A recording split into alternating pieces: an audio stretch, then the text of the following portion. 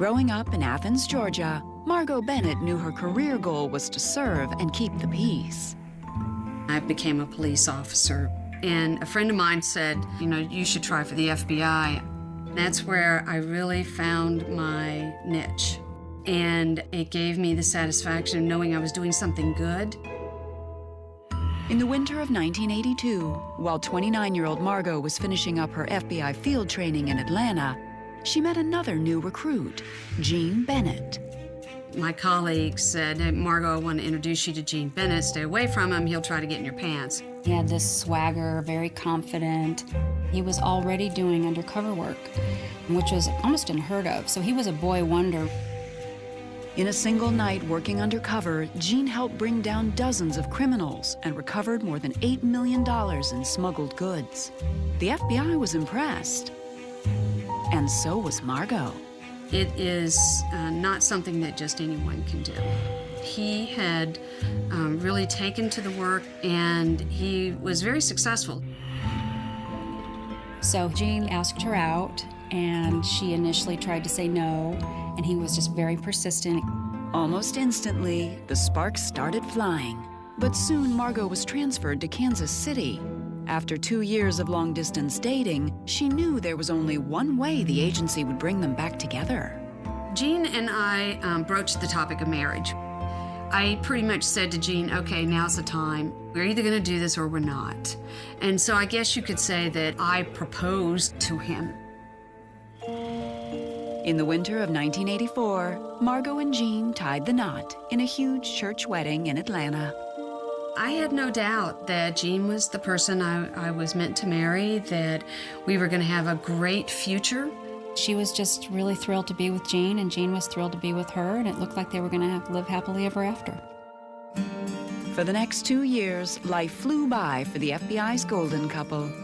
But one day in September of 1986, while Margot was 8 months pregnant, Gene approached her with an idea for a scam. He said he was just talking to his informant, and that his informant had this great idea, and it involved using the relocation service to make a profit on a house. The FBI helps agents relocate by paying them the equity in their house and then selling the house for them.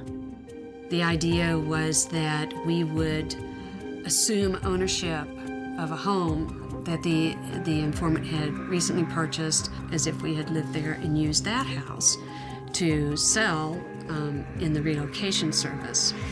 Gene told Margot they would split the profits with the informant. My response to it was that his informant was nuts, that it was crazy, that there's no way we would do that. Gene let the idea go. A month later, Margot gave birth to a beautiful baby girl, and life seemed back on track. Gene was a great dad. He was the first one to change her diapers. He doted on her. But little did Margot know that this proud father would become her mortal enemy. 10 years down the road, Margot and Gene would face off in a scene straight out of a best-selling crime novel. It all started on June 23, 1996, with a late-night phone call. My pastor came on the phone, and he said that he needed my help, that there were members of the congregation, a married couple, that were having a domestic dispute. Around 11:30, Margot rushed to the church. I pulled in, everything was dark, and got out and walked up to the front door. All of a sudden, the sanctuary door flew open, and this figure came out wearing a ski mask. He had a gun. Margot had walked into a trap set by her very own husband. And I knew right away it was Gene. I knew I was gonna die.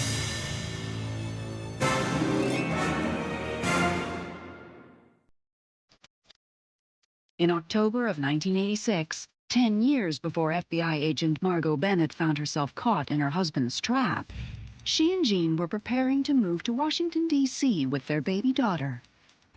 My job was to do background investigations on court appointees. Jean's job was to do background investigation on White House appointees. It was a prestigious position. But just before the move, Jean brought up the home relocation scam again. This time, he would not back down. I didn't want to do it, and Jean's response was, don't let the door hit you on your way out. To save her marriage, Margot went through with the scam, but it wasn't the payday Jean expected. Jean had been hoping to make $100,000 on this house, but he ended up with only $17,000. When the couple left for D.C. in January of 1987, Margot hoped it would end there. I felt that once we moved, Jean would get on a different path than the one he was on. That spring, Margot was offered her dream job, a teaching position at the FBI Academy in Quantico, Virginia. She was thrilled, but once again, her husband became involved in shady deals on the side. One of the rings that Jean had given me was a gold coin that had diamonds around the face of it, and it was not comfortable while I was typing, so I took it off and I put it in my purse in a little pouch. Oddly, when Margot looked for her ring a couple days later, it was gone. When I went to tell Jean that I had lost the ring, I really thought he was going to be upset about it, but instead he told me that our insurance would cover it. Without blinking, Jean filed a claim and received a check for almost $12,000. The following Christmas, he surprised Margot with an identical ring, familiar scratch marks and all. I was worried that this was the same ring that we had gotten an insurance payment on. I didn't know it for a fact, but my heart sunk. By the time their second daughter was born in January of 1989, the distance between the couple had grown. I was hoping that with this other child, our family would become more complete, and that it would be a way of pulling us back into where we were. But it wasn't meant to be. He enjoyed the undercover work. He enjoyed pretending to be a criminal. He enjoyed that so much that it was starting to seep into his life. By the summer of 1990, after 6 years of marriage, Margot had had enough. But she wasn't ready to break her family apart. I was telling myself that when the girls graduate from high school, I'll do something about this. I'll wait 10 years, I'll wait, and I'll just be unhappy for 10 years. Margot stayed in the marriage, but in June of 1991, her love life took a surprising turn. Crime novelist Patricia Cornwall had come to Quantico to research her new book. When I was getting to know Patricia, I called her Patsy. We would get together for lunch, we would spend some time together, and she came to my house for dinner on a couple of occasions. Soon, Margot sensed an attraction between them, and it wasn't long before their friendship became something more. I began to sense a different kind of closeness from her. It was something that was missing in my life. It was almost like I was a dry sponge, and she was throwing water on it. By April of 1992, Margot and Patsy were getting closer and closer. But with her unfinished business at home, Margot couldn't go on with the affair. We agreed we should stop this and just be friends, and that's what we did. But the affair changed Margot's outlook on her marriage, and 2 months later, she told her husband she wanted a divorce and temporary custody of the girls. Gene was stunned. I don't believe he thought I was heading in that direction. He told me he was okay with me moving into an apartment, but the kids weren't coming with me. And at that point, she realized it's going to be all-out war. So Margot went to the FBI and told them all about Gene's house fraud scam. In March of 1993, Gene and 2 of his accomplices were arrested and charged with 2 counts of fraud. I felt like a heaviness about me because I was going to be very involved in the case. I was going to be testifying against my children's father. By June, Margot was prepared to take the stand. But 5 days before the trial, Gene had another plan in store for Margot. He absolutely flipped. She was isolated, hands and feet taped. And I realized that I might not live through this. If you have a story of marriage gone wrong and would like to appear on this series, go to investigation.discovery.com. On June 19, 1993, 5 days before his trial for fraud, Margot Bennett's estranged husband, Gene, had the children for the weekend. He asked Margot to pick them up at 7 in the morning.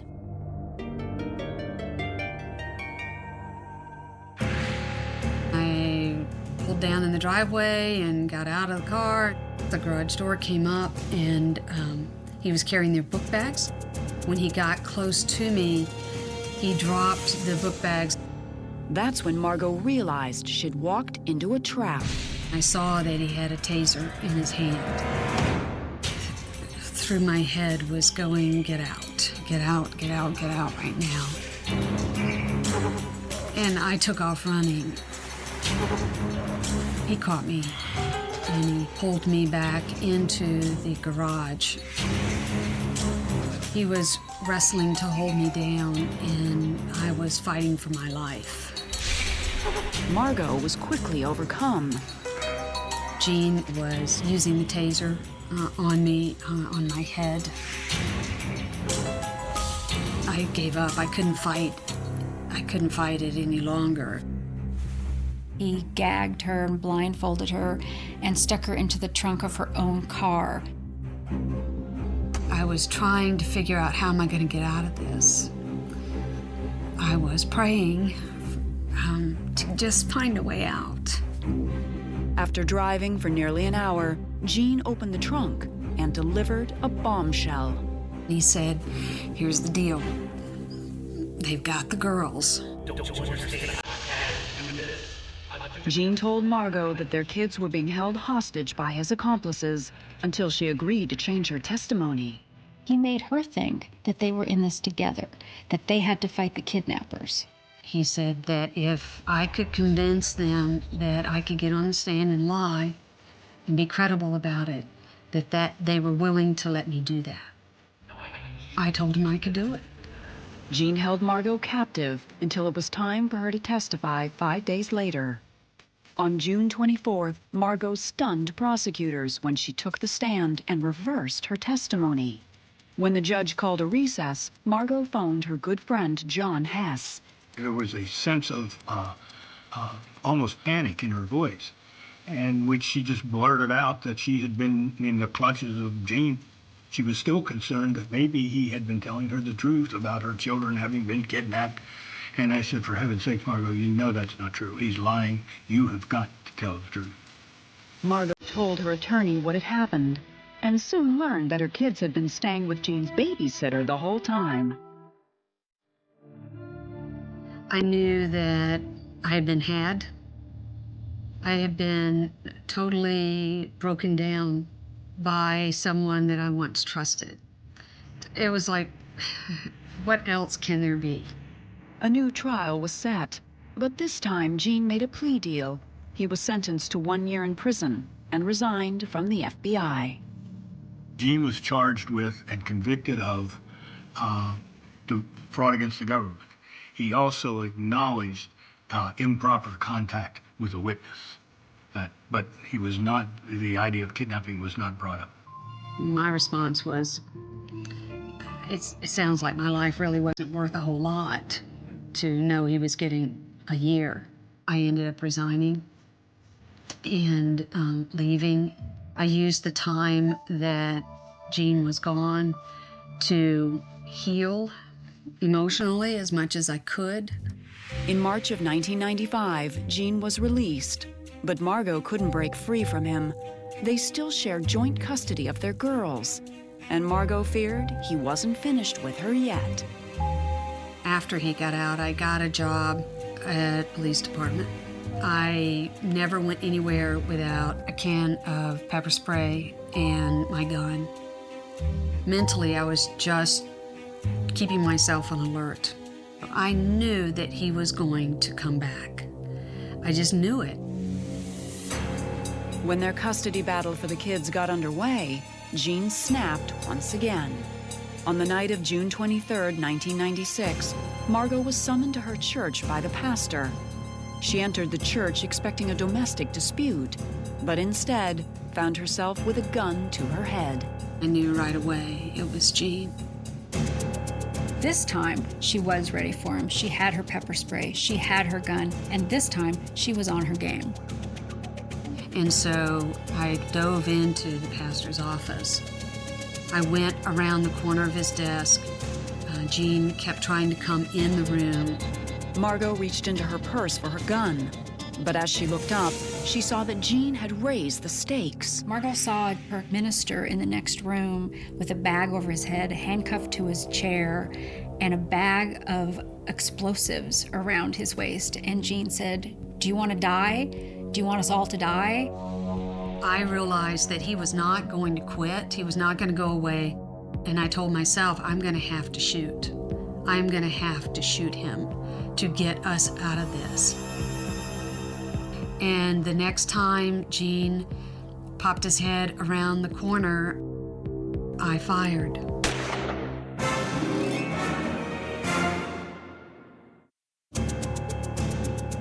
On the night of June 23, 1996, Margot Bennett fired a bullet straight at her estranged husband, Jean. I missed him. I missed him by just a fraction, but it was enough to let him know that I was willing to take that shot. When he backed off, I was yelling at Jean to leave, just go. Things got really quiet. Margot called 911 and police arrived within minutes. But Jean was gone. When we went outside the church, they cut the fanny pack off of the pastor's waist, and ultimately we learned that it was Play-Doh. And it didn't take long for officers to track Jean down. He went home back to his house and independently called 911 to report that Margot was trying to kill him. His home surrounded, Jean refused to come out, and he turned up the drama on his 911 call. As part of this crazy, elaborate scheme, he had come up with this idea that he had been an undercover for so long that his brain had split. His psyche had developed this new person named Evil Ed, who had come up with this crazy plan to kill Margot. After a 4-hour standoff, Jean finally surrendered. But even in custody, Jean wasn't done trying to destroy Margot. This time in the media, exposing the Patricia Cornwall affair. He hated me because it was my fault. In his mind, it was my fault he went to prison. It was my fault he lost his career with the FBI. I was going to pay for that. In January 1997, Jean went to trial, but his temporary insanity defense didn't hold up. He was not insane. Insanity, from a legal standpoint, means you don't know right from wrong, or you're incapable of controlling your actions. And the jury didn't buy that. Jean Bennett was found guilty of 9 charges, including abduction and attempted murder. Although the jury recommended 61 years behind bars, the judge sentenced him to only 23. The judge felt because of Jean's military service and because of his stellar career in the FBI that there was still some positive about him and that he deserved the opportunity to have another chance. In the summer of 1997, Margot and Jean's divorce became final. Margot got full custody of the kids. I was very relieved. The kids and I could pull our lives back together. We could make a future for ourselves, and we didn't have to worry about that anymore. Today, 15 years later, Margot lives near her daughters in California and is enjoying life as a grandmother. The events of my life certainly have shaped who I am today. They have made me realize that there's a core in me that won't crumble, that I am stronger than I think. Margot hasn't spoken to Jean since his arrest. but knows the day will come when she will have to deal with him once more. I am not going to waste precious time worrying about that. It means that I've given up, and I'm not going to give up. I'm not giving up.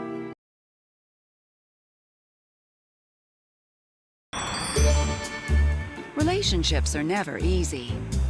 But for Diane Beasley, romance seemed to be one hard knock after another. I was brought up to think that you get married, you have kids, and you live happily ever after. And I went through a couple marriages trying to live happily ever after, and that never happened.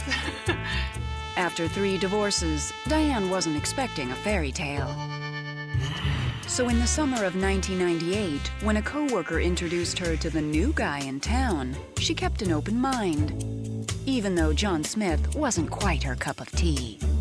No, his looks weren't the deal for me, you know, at all. John had just moved from Ohio to California. The few people who knew him saw a warm, yet solitary guy. I felt sorry for him because he seemed so lonely and all he did was work 6, 7 days a week. He came across with a warm, good heart. That's what I liked about him. John was dedicated to his job at a high-end car manufacturer. Diane loved fast cars and big engines. So when John asked her out to dinner, she agreed to go. They had a great dinner, and next thing I knew, things were moving forward pretty fast. Before long, Diane and John were sharing intimate details of their pasts. A week and a half into it, I said, I'm divorced. I've been married a few times. And he says, I've been married twice, too. John told Diane his first marriage ended in divorce. And sadly, his second ended in tragedy. He says, my last wife died of cancer. You know, and of course I said, oh, how sad. He was having a very difficult time in life because of his wife. But after just 6 weeks with Diane, John seemed ready to put his grief behind him, and he surprised her with a proposal. And I kind of went, well, that's kind of soon. Diane was very candid about saying I wasn't attracted to him, but he could help me. He could settle down my life. He could give me something I don't have right now, so why not? That September, Diane married John Smith in front of an intimate group of friends and family. Diane looked absolutely stunning, and a lot of smiles that day. You could tell that they were one happy couple. I was going to do whatever I needed to do to make it last. It was a fresh start for the couple. But when Diane moved in with John, she realized that he hadn't entirely left his past behind him. When I moved in, he was already living there, and there was this huge picture of Fran on the wall. He said, do you want me to remove it? And I said, no, that's fine. I said, that's part of your past. And he said, thank you. And that was the end of it. And for a while, that was the end of it. This is a new beginning for me and John. But Diane's newlywed bliss would come to a screeching halt only 8 months later. The morning of May 5th, 1999, Diane was busy at her secretarial job when she had some surprise visitors. Half an hour after I sat down, these guys came in suits, which is very odd for where I work. Usually everybody's in jeans. And I said, may I help you? And they said, are you Diane Smith? I said, yes. The men were from the FBI, and they had a pointed question for Diane. They asked me what John had told me about Fran, and I said he told me that his wife died of cancer. And that's when the FBI dropped a bombshell. They told Diane that John's second wife, Fran, had not died of cancer. And his first marriage didn't end in a simple divorce.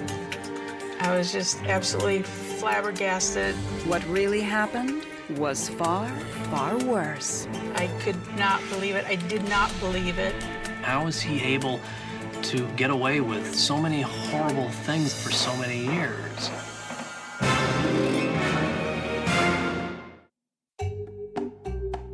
In September of 1998, 8 months before a devastating visit from the FBI, Diane Beasley was enjoying her new marriage to John Smith. We were doing a lot of sightseeing because he'd never been out here. I'm a native San Diegan. They were always on the go. They loved to go to the beach and go for walks on the beach. My life with John at that time was almost picture perfect. But for Diane, there was one thing that could make the picture even prettier: a bigger home. Luckily, money was no object for John. His family had real estate holdings, they had apartments. He'd never lacked for finances. Before long, the couple found a place they liked and applied for a lease. But soon after submitting the application, Diane got a disturbing phone call from an apartment manager. The apartment manager said, "You need to come here. I need to show you something." And I said, "What's the problem? Just tell me over the phone." And she said, "No, you need to see this." And I went, uh-oh. Diane raced to the rental office, and when she arrived, the apartment manager had a copy of John's credit report. The results were jaw-dropping. She showed me the credit report, which was 10 pages long of stuff that he hadn't paid. He had houses that he hadn't paid taxes on. They were in foreclosure. He had credit cards he'd never paid. It was just terrible. By the time John got home from work that evening, Diane was beside herself. I said, "We can't even rent a place because of your credit." But John had an explanation. He claimed the troubled properties really belonged to a relative. He said, "I had to take him over, and I couldn't afford him." John promised Diane he would fix everything. He said that he can buy a house outright with cash. And he said, we'll just do that, you know, while I get this credit of mine straightened out. I thought, okay, all right, we'll just have to stay in this little granny flat here for a little bit longer, and then we can go and buy a house outright. Over the next couple months, Diane focused on her new marriage. But she wasn't pleased when she noticed that John often seemed more interested in the computer than in her. He was always at that computer. Why can't he be doing it at work, which he had access to a computer? Even more worrisome was John's strange reaction when Diane interrupted his work. Whenever I would go up there looking for him, all of a sudden the computer went off. And I thought, that's kind of odd, you know? As the weeks went on, Diane couldn't help but notice how often John had to explain things away. Diane wondered if her new husband was hiding something, and she wasn't the only one. Her daughter Summer began to see a different side of John when she visited. When I was home alone with him, he was very mad, angry. When he was out with my mom, he would talk really nice, be very sweet. And I used to tell my mom that. She kind of played it off, you know, I think you're just paranoid. But by November of 1998, Diane was also baffled by John's furtive behavior. Too many details just didn't add up. He didn't have a checking account. He had been out here for over 1.5 years, and he was still resisting getting the California driver's license. I thought that was very odd. It seemed like John Smith was trying to fly under the radar. He was a man who, as ordinary as he was, always seemed to have this strange, dark, secretive side. And Diane would soon learn there was a terrifying reason why. He knew that around each corner were FBI agents surveilling him. Something was fishy about this man. I was afraid he was going to snap big.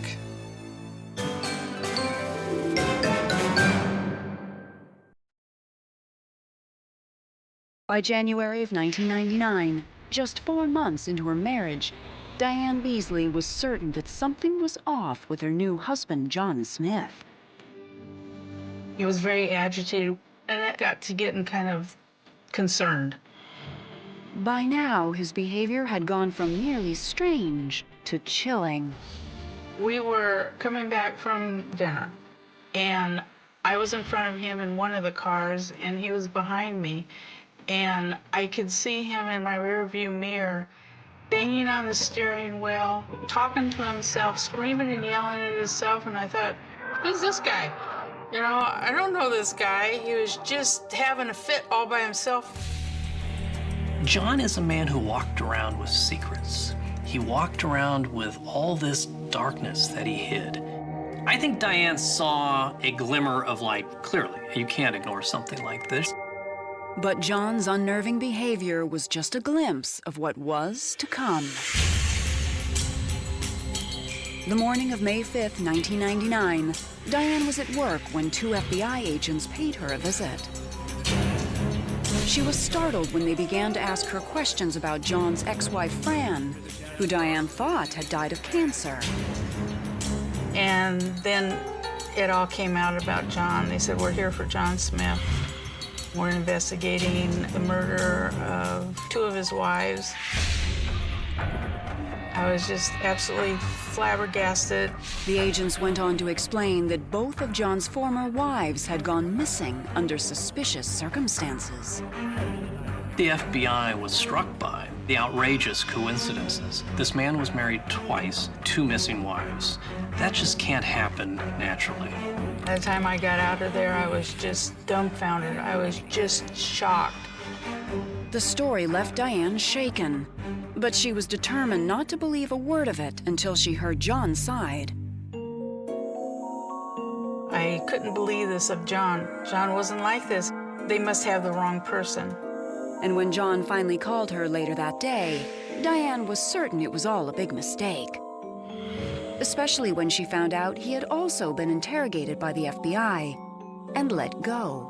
He was talking a mile a minute. He was very upset. He said the reason why he told me Fran died of cancer, he said because he didn't believe that Fran was missing. He think that she took off. He didn't want to shock me.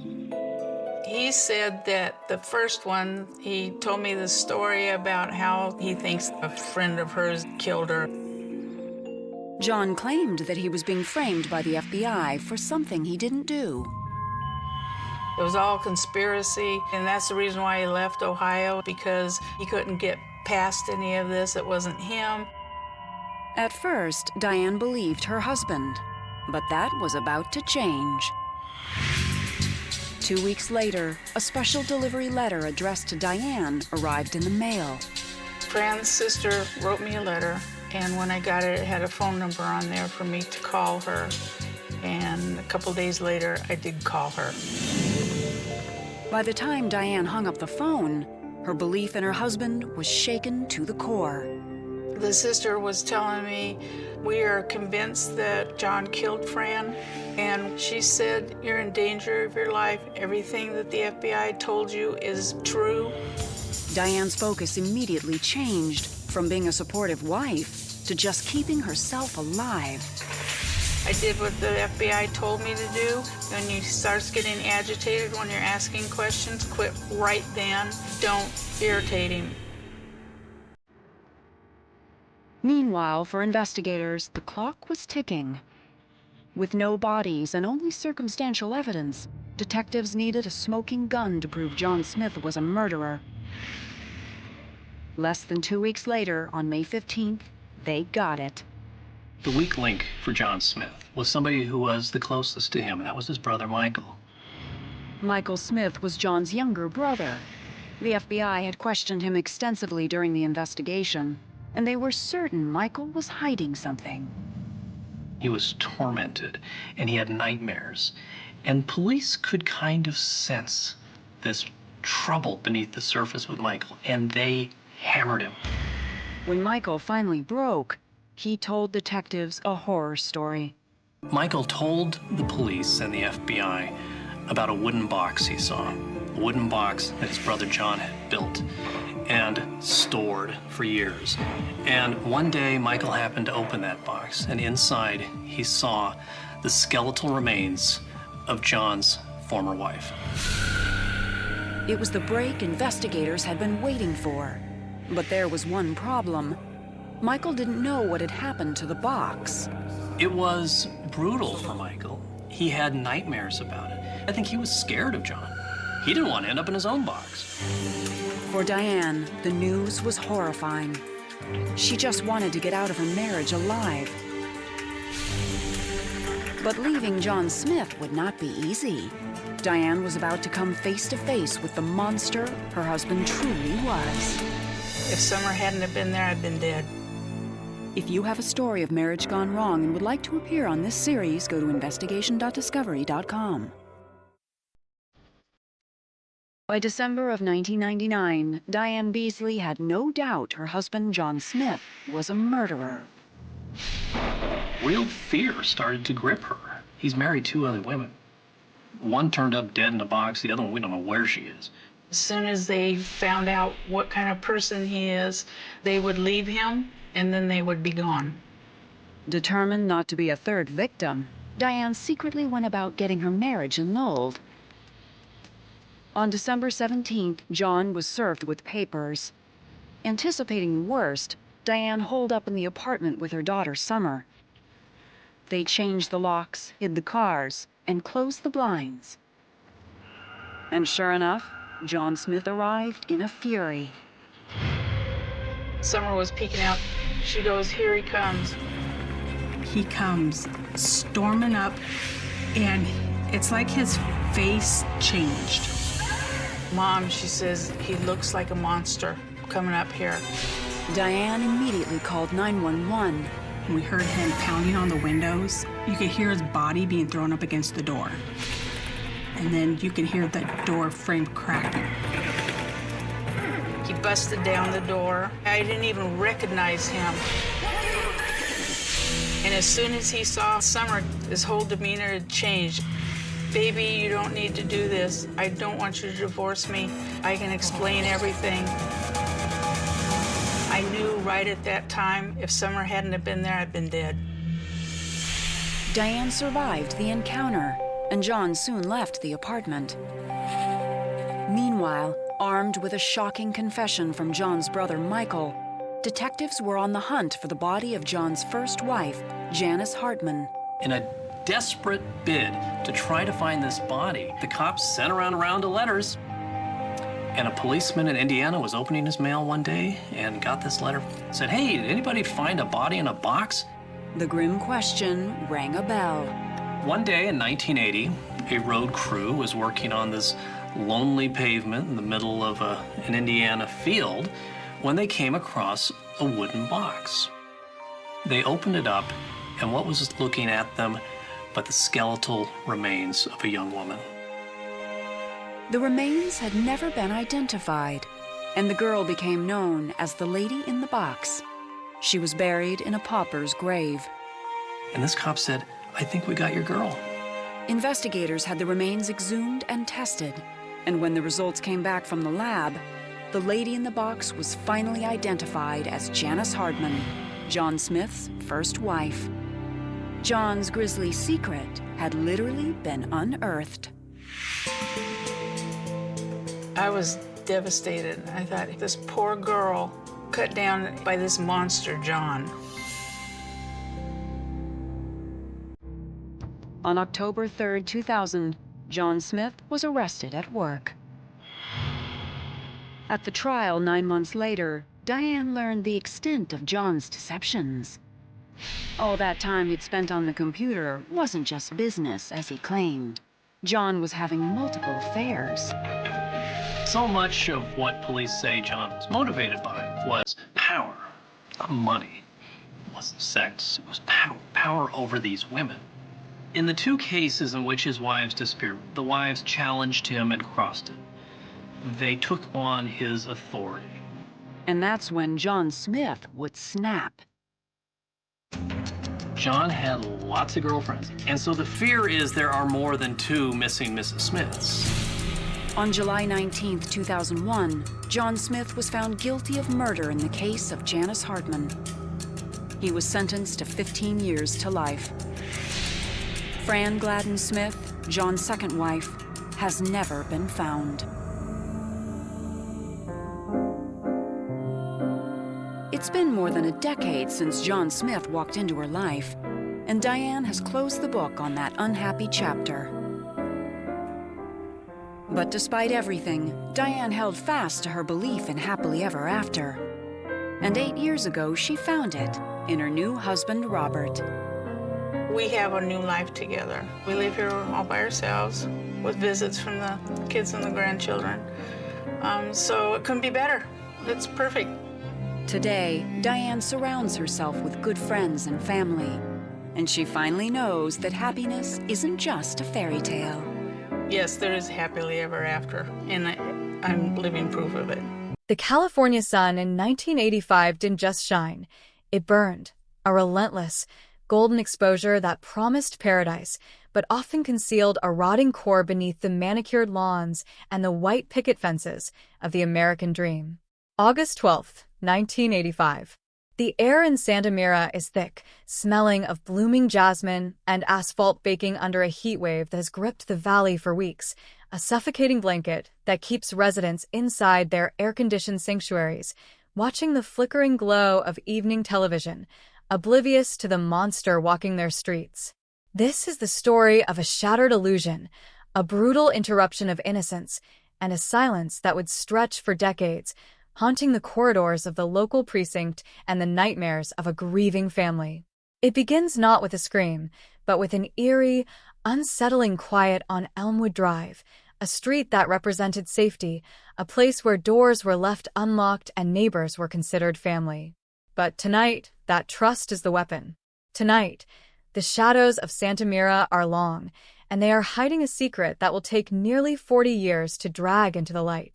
Zoom in on the house at the end of the cul-de-sac, the one with the blue trim and the bicycle leaning against the porch railing.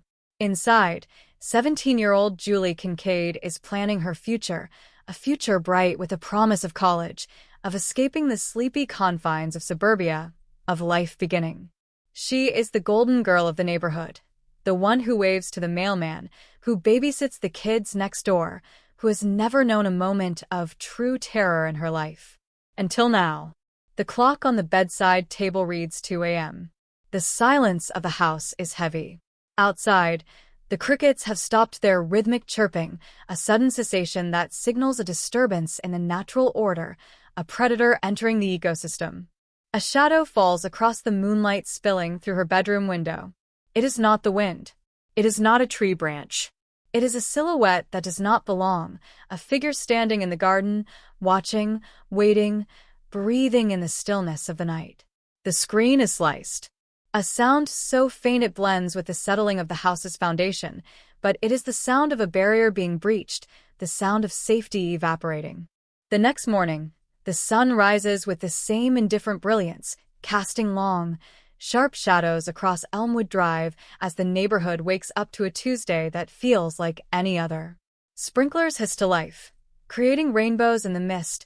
Newspapers land on driveways with a dull thud, and the smell of brewing coffee begins to waft from kitchen windows. But at the Kincaid residence, the routine is broken. The silence from Julie's room is not the quiet of sleep. It is the stillness of death. When her mother, Eleanor, pushes open the door to wake her daughter for summer school, the scream that rips from her throat is not just a sound. It is a fracture in reality, a primal, shattering noise that pierces the suburban calm and freezes the blood of everyone within earshot. It is the sound of a mother's world ending. Neighbors spill out onto their porches, coffee cups forgotten, eyes wide with confusion and rising panic. They look toward the Kincaid house, where the front door stands open, a gaping maw of tragedy. Enter the first responders. Sirens wail in the distance, growing louder, a crescendo of chaos approaching the sanctuary of the cul-de-sac. Police cruisers screech to a halt, their lights flashing red and blue against the bright morning sky, a jarring, violent contrast to the peaceful setting. Officers swarm the property. Yellow tape is unspooled, turning the manicured lawn into a crime scene, a grim theater where the worst acts of humanity are catalogued. The air, once smelling of jasmine, now carries the metallic tang of adrenaline and the heavy, oppressive weight of tragedy. Detective Mark Miller is the first on the scene, a veteran of the force whose eyes have seen too much, yet he is unprepared for the brutality that awaits him in that sunlit bedroom. The scene is chaotic, yet strangely intimate. There is no sign of forced entry at the front or back doors, only that sliced screen, that subtle, terrifying invitation. The killer was a ghost. He came in like smoke and left just as quietly, leaving behind a scene of devastation that defies logic. Miller steps out of the house, his face pale, his jaw set in a line of grim determination. He looks at the gathering crowd, the neighbors pressing against the yellow tape, their faces masks of horror and morbid curiosity. He knows, with a sinking feeling in his gut, that the monster is not a stranger who drifted off the highway. The lack of disturbance, the knowledge of the house layout, the sheer audacity of the crime, it all points to someone familiar, someone who watched, someone who knew. He scans the faces in the crowd. There is Mrs. Gable, clutching her robe, weeping silently. There is the mailman, paused mid-route, looking stricken. And there, standing right at the edge of the tape, looking helpful, looking concerned, is Arthur Cole, the beloved neighbor, the man who organizes the block parties, the man who helped the Kincaids fix their fence last summer. He stands there, shaking his head, offering water to the officers, comforting Eleanor Kincaid as she collapses on the lawn. "If you need anything," Arthur says, his voice steady, dripping with empathy, "anything at all, I'm right here." The investigation kicks into high gear, a frenzy of activity driven by the pressure to solve a crime that has shaken the community to its core. Cold case is not yet a phrase on anyone's lips. Right now, it is a hot pursuit, a desperate scramble for answers. The police canvass the neighborhood, knocking on every door, asking the same questions. Did you see anything? Did you hear anything? The answers are frustratingly vague. A dog barking around 3 a.m. A car engine starting down the street. Shadows. Whispers. Nothing concrete. Nothing that points to a killer. They collect fingerprints, they photograph tire tracks, they scour the garden for footprints, but the killer has been meticulous. He has left almost nothing behind. Almost. In the chaos of the scene, a small, seemingly insignificant detail is logged into evidence.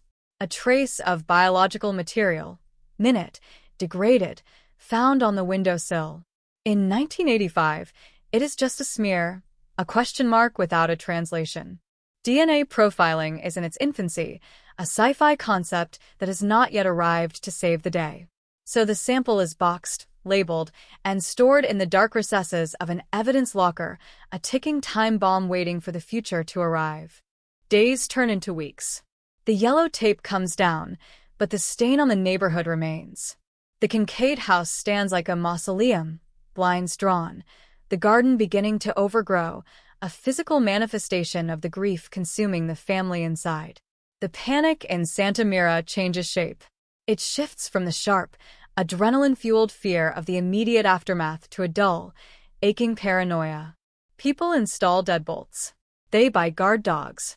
They stop leaving their windows open to catch the evening breeze. The innocence of the summer of '85 is gone, replaced by a watchful suspicion. Every stranger is a suspect. Every shadow is a threat. And through it all, Arthur Cole remains a pillar of strength. He brings casseroles to the Kincaids. He mows their lawn when the grass gets too high. He talks to Detective Miller, offering theories, pointing fingers at drifters, at teenagers from the next town over. Helpful. Always so helpful. He is the camouflage that hides in plain sight, the predator blending perfectly with the herd. The media descends. The Santa Mira Slayer. The headlines scream. Who killed the Golden Girl? News vans camp out on the corner of Elmwood Drive, reporters thrusting microphones into the faces of grieving neighbors, hungry for a soundbite, for a villain. The pressure on the police department is immense. The chief demands an arrest. The mayor demands safety. But Detective Miller is hitting walls. Every lead dries up. The drifter seen at the gas station has an alibi. The ex-boyfriend is cleared. The creepy guy from the video store was in Nevada. The investigation is beginning to stall, the momentum fading as the clues lead nowhere. The killer is a phantom, a ghost who walked through walls and vanished. Miller spends his nights at his desk, staring at the photos of the crime scene, staring at the face of Julie Kincaid, frozen in time, her eyes asking him a question he cannot answer. He replays the timeline again and again. 2 a.m. to 4 a.m. The window, the screen, the escape. It was too smooth, too practiced. 1 month later, the first chill of autumn hits the air, and the case begins to cool. The phone tips stop ringing. The reporters pack up and move on to the next tragedy.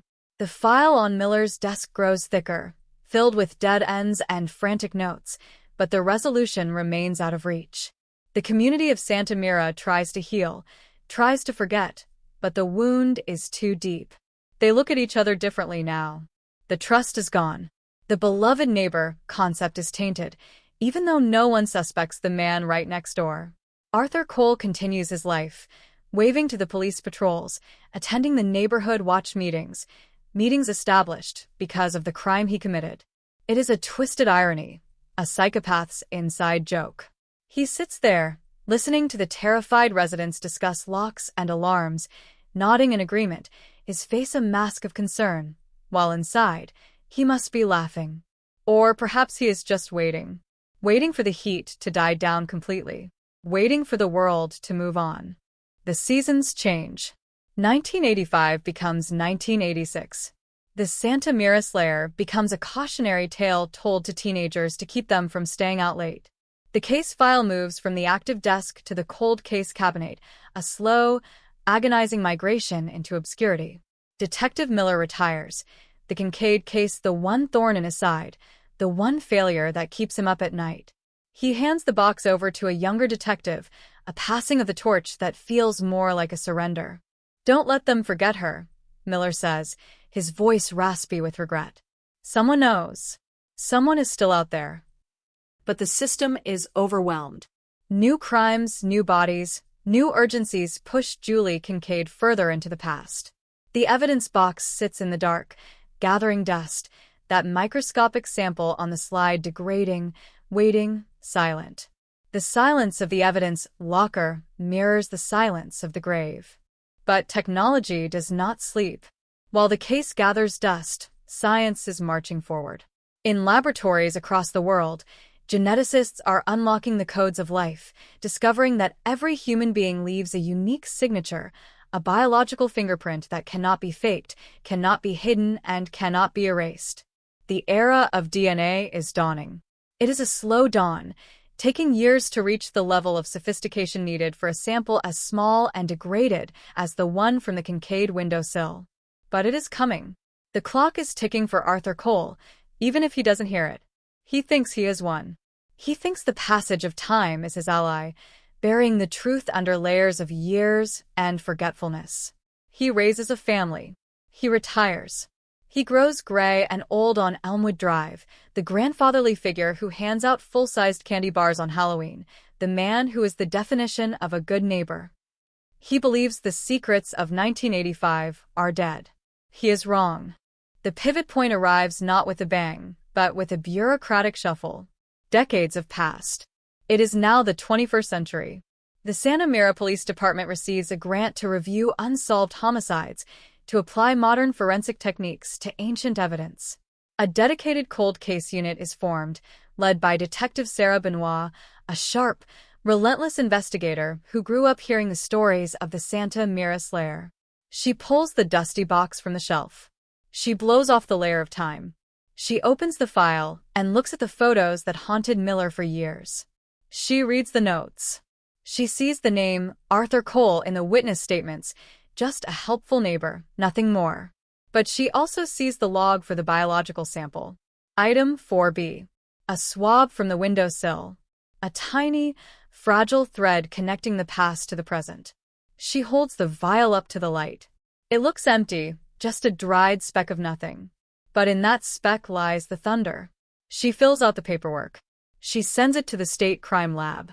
The request is simple. Run it. Run it against everything. The waiting game begins again, but this time, the stakes are different. This is not a canvas of confused neighbors. This is a conversation with science.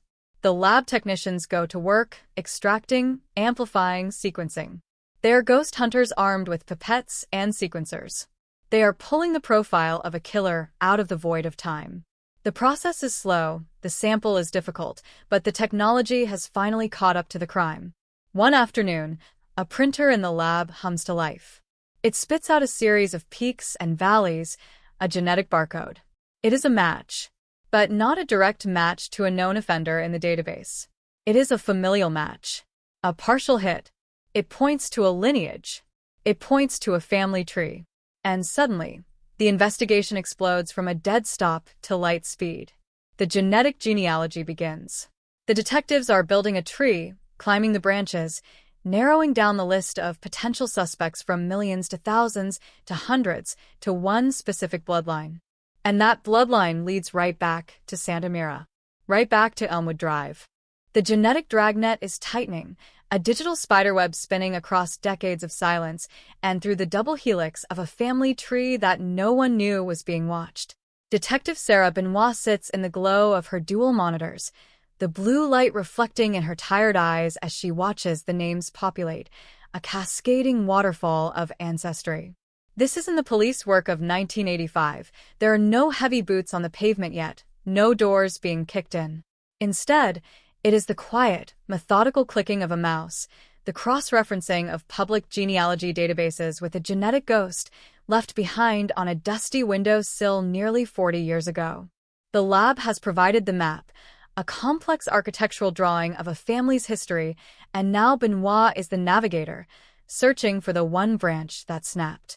She follows the markers, third cousins, second cousins once removed, searching for the intersection of DNA and geography. And then there it is. A surname, a location, a timeline that aligns perfectly with the tragedy on Elmwood Drive.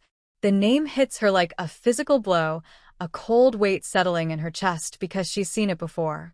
She flips back through the yellowed pages of the original case file, her fingers trembling slightly as she finds the witness statements. Arthur Cole, the man who was always there to help. The man who comforted the mother. The man who lived 3 doors down and never left. The community shock is already brewing in the atmosphere, a pre-storm static that only Benoit can feel. To the world, Arthur Cole is a grandfather, a retired civil servant, a man who has spent 40 years building a reputation as the bedrock of his neighborhood. But to the data, he is a biological match for a monster. Benoit knows she can't just walk up and slap handcuffs on a 70-year-old man based on a familial hit. The law requires a direct match, a one-to-one confirmation that the man living his quiet life in the sunshine is the same man who plunged a knife into the dark. The investigation shifts from the digital realm back to the physical world, but it is a world of shadows and whispers. A surveillance team is assembled, a group of plainclothes officers in nondescript cars, melting into the suburban scenery of Santa Mira. They're ghosting a ghost. They watch him retrieve his morning paper, the same way he did in '85. They watch him water his roses, the same roses that might have been nourished by the secrets he buried beneath the soil. Every movement he makes is cataloged, every interaction scrutinized, as the police wait for the one thing he doesn't know he's giving away, his identity. The tension is a living thing, an invisible wire pulled taut across Elmwood Drive.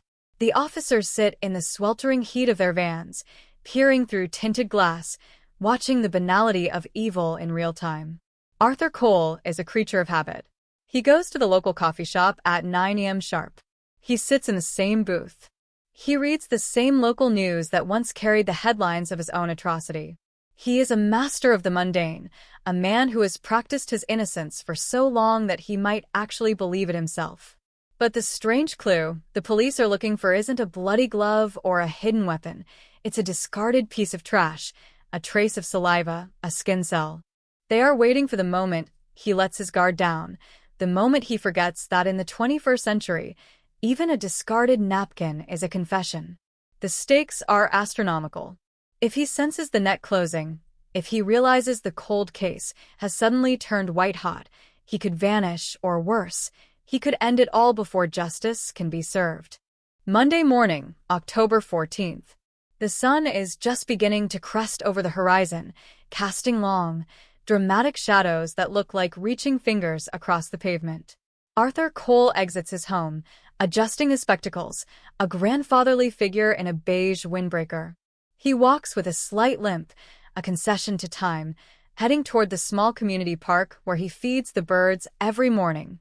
The surveillance team is in position.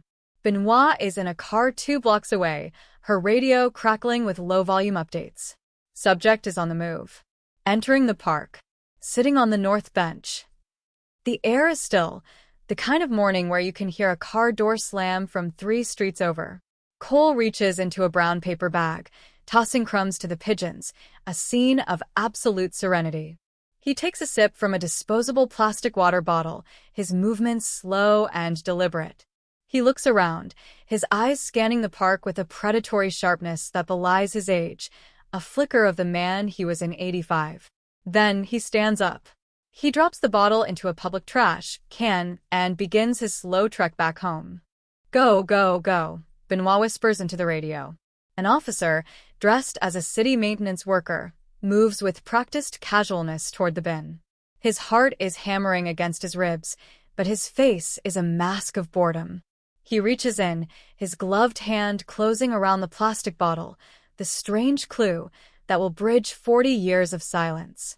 He bags it, seals it, and disappears into a waiting vehicle before Cole has even reached the edge of the park. It is a surgical strike, a high-stakes theft of a man's essence. The bottle is rushed to the lab under a Tier 1 priority.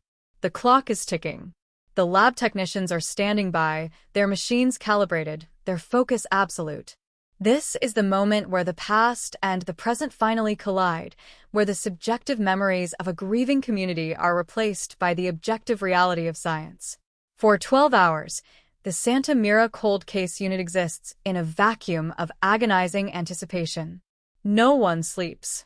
They drink scorched coffee and stare at the walls, the ghosts of 1985 crowded into the small, cramped office with them.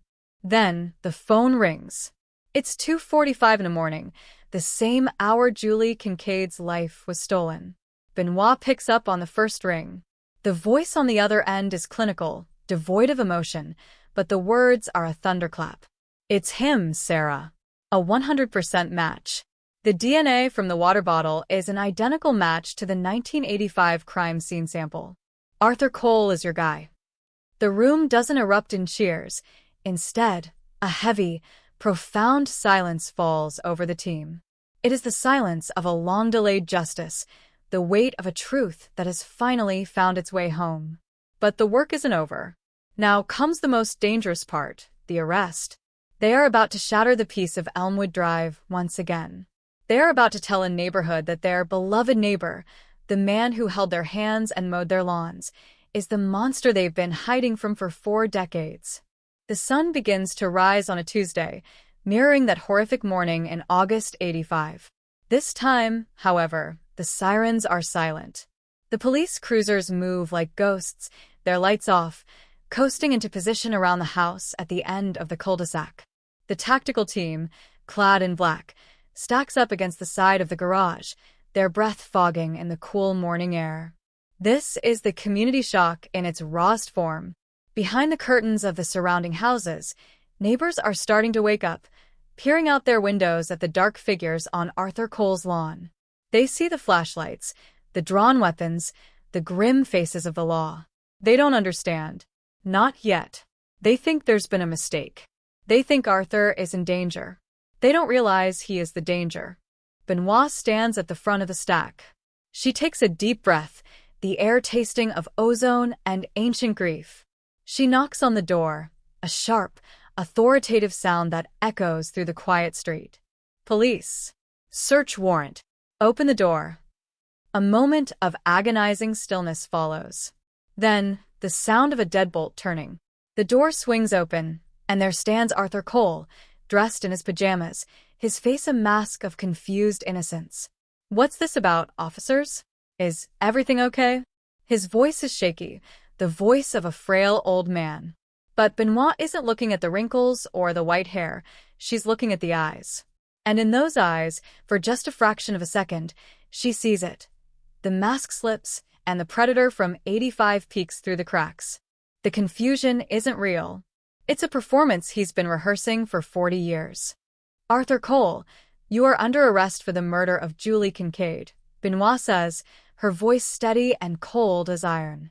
The words hang in the air, a physical weight that seems to press down on the entire neighborhood. Cole doesn't fight. He doesn't scream. He simply wilts, the strength leaving his body as the decades of deception finally crumble around him.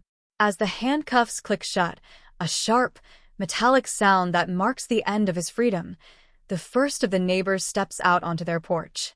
It's Mrs. Gable, older now, her hair silver, her eyes wide with a burgeoning horror.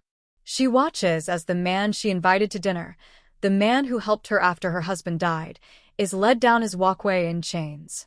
The mysterious disappearance of justice has ended, but a new kind of trauma is beginning. The realization is spreading like a virus from house to house. The monster was never under the bed. He was next door. The transport van pulls away, its tires crunching on the same gravel where Julie Kincaid's bicycle once leaned. The community shock is no longer a headline. It is a palpable, suffocating reality. People are weeping on their lawns, not for Arthur, but for the safety they thought they had, for the 40 years they spent trusting a killer. The Kincaid family, long since moved away, are being called. In a small town 3 states over, a phone rings, and a mother who has spent every day for 40 years wondering why is finally given a who. But the who is the most painful part of all. It wasn't a stranger. It wasn't a drifter. It was the man who promised to keep them safe. As the morning sun fully illuminates Elmwood Drive, the yellow tape goes up again, a grim echo of 1985. The investigators swarm the Cole residence, not looking for a body this time, but for the trophies of a lifetime of predation. They find them in the crawl space, in the attic, tucked behind the banal artifacts of a suburban life. They find the newspaper clippings, the faded photos, the small, personal items stolen from a teenage girl's room 40 years ago.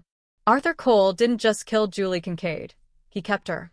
He lived with her memory every day, a silent roommate in his house of lies. The cold case is solved, the DNA has spoken, and the beloved neighbor is headed to a cell. But as the cameras arrive and the reporters begin their breathless broadcasts, the question remains: how many other good neighbors are watching from their windows, wondering if their own DNA is currently being pulled from a discarded cup in a park?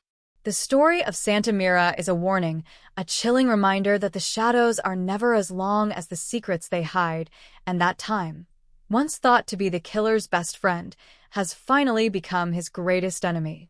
The fluorescent lights of the interrogation room hum with a low-frequency vibration that seems to rattle the very bones of anyone trapped within its gray, windowless confines.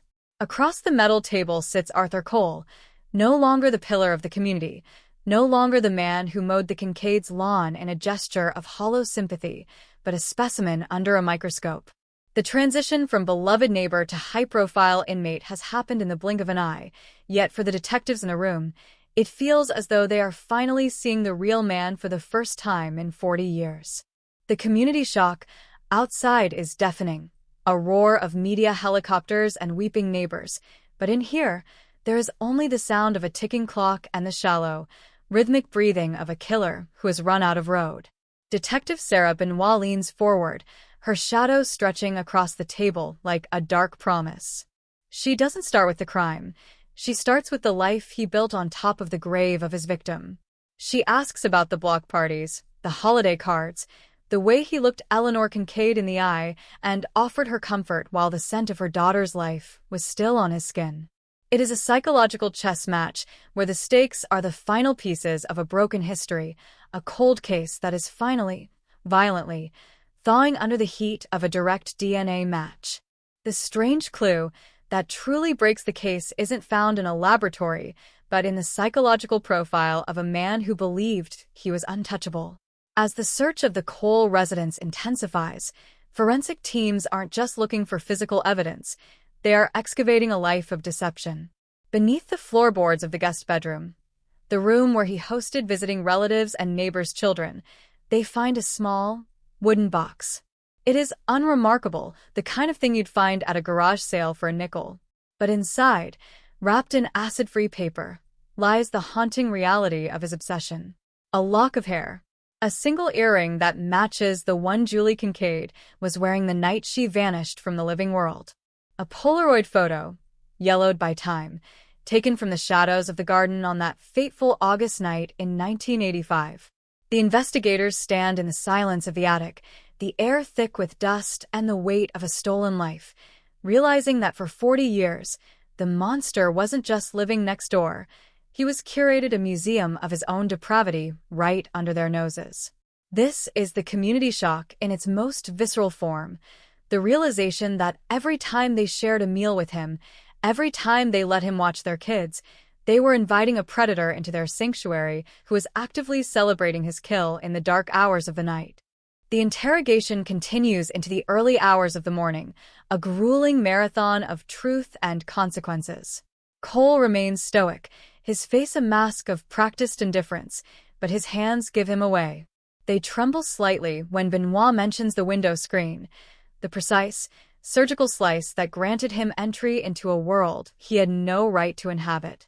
He speaks in a voice that is thin and raspy, a ghost of a voice that tries to plead for mercy based on his age, his frailty, his years of service to the town. But Benoit isn't buying the grandfather act. She lays the photos of Julie Kincaid on the table, the prom photos, the candid shots of her laughing, and finally, the grim, gray photos of a crime scene. She forces him to look at the wreckage he created. She wants him to see the mysterious disappearance of a girl's future and the community shock that paralyzed a generation. She asks him why. Why her? Why that night? The answer, when it finally comes, is more chilling than the silence that preceded it. It wasn't about hate. It wasn't about a grudge. It was about the power. The power to take, the power to destroy, and the power to remain hidden in plain sight. Outside the precinct, the media circus has turned Santa Mira into a global stage. The California 1985 cold case solved headline is scrolling across every news ticker in the country, but for the people on Elmwood Drive, this isn't a headline, it's a house of cards collapsing. They're being interviewed by reporters from every major network, their faces blurred by tears and disbelief. He was so nice, they say. He was always the first to help. The betrayal is a physical ache, a communal trauma that will take another 40 years to heal. The neighborhood watch signs, once a symbol of protection, now feel like a cruel joke. The trust that binds a community together has been incinerated. They look at their other neighbors and wonder, what are they hiding? What secrets are buried in the crawl spaces of the houses they walk past every day? The mysterious disappearance of Julie Kincaid has been replaced by the mysterious appearance of a monster in their midst, and the psychological fallout is catastrophic. Back in the search, the backyard of the Cole residence is being systematically dismantled. Ground-penetrating radar is being used to scan the earth, looking for other cold cases, other secrets that Arthur Cole might have planted in the California soil. The neighbors watch from behind their fences, their eyes fixed on the yellow excavators tearing up the pristine lawn. Every time a shovel hits a rock, a collective gasp goes up from the crowd. They are terrified of what else might be there. They are terrified that Julie Kincaid wasn't the only one. The investigation is expanding, reaching back through the decades, looking at every unsolved disappearance, every cold case, within a 50-mile radius of Santa Mira during the 40 years Arthur Cole called it home. The man who is a beloved neighbor is now being looked at as a potential serial predator, a wolf who spent his entire life in the middle of the flock, picking his moments with the precision of a surgeon. The emotional climax of the day comes when Eleanor Kincaid, now frail and silver-haired, arrives at the precinct. She doesn't want to see the cameras. She doesn't want the spotlight. She wants to look into the eyes of the man who stole her world. When she is finally allowed into the observation room behind the one-way mirror, the silence is absolute. She watches Arthur Cole, the man who sat at her kitchen table and drank tea while she wept for her daughter, and she doesn't see a neighbor. She sees the void. She sees the reason her life stopped in 1985. The community shock is reflected in her eyes, but so is a fierce, burning demand for justice. This strange clue of the DNA has given her a name, but it is the physical evidence in the house that will give her a conviction. She stands there, a pillar of grief and strength, watching the man who thought he had escaped the consequences of his own darkness. The transition from investigation to prosecution begins as the sun sets on the first day of Arthur Cole's new reality. The paperwork is a mountain, a paper trail of a life lived in the shadows.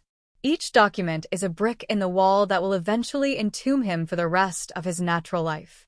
The detectives are exhausted, their eyes red-rimmed, but there is a sense of grim satisfaction in the air. The cold case isn't just a file anymore. It's a living, breathing testament to the fact that time is not an eraser. The DNA, the lock of hair, the earring, it all weaves together into a shroud that Arthur Cole cannot escape. The community shock will linger, the news will move on, but the reality of what happened on Elmwood Drive is now etched in stone. As the evening stars begin to appear over the valley, the same stars that watched a girl die in 1985, there is a sense that the scales are finally, agonizingly, starting to level. As the cameras flash and the reporters deliver their nightly summaries, the true horror of the case begins to settle into the collective consciousness. This wasn't a crime of passion or a momentary lapse in judgment. This was a 40-year performance. Arthur Cole didn't just kill. He integrated. He used the very community he traumatized as a shield, hiding behind the beloved neighbor persona like a suit of armor. Every act of kindness, every lawn mowed, every "how are you doing today" was a calculated move in a game of survival.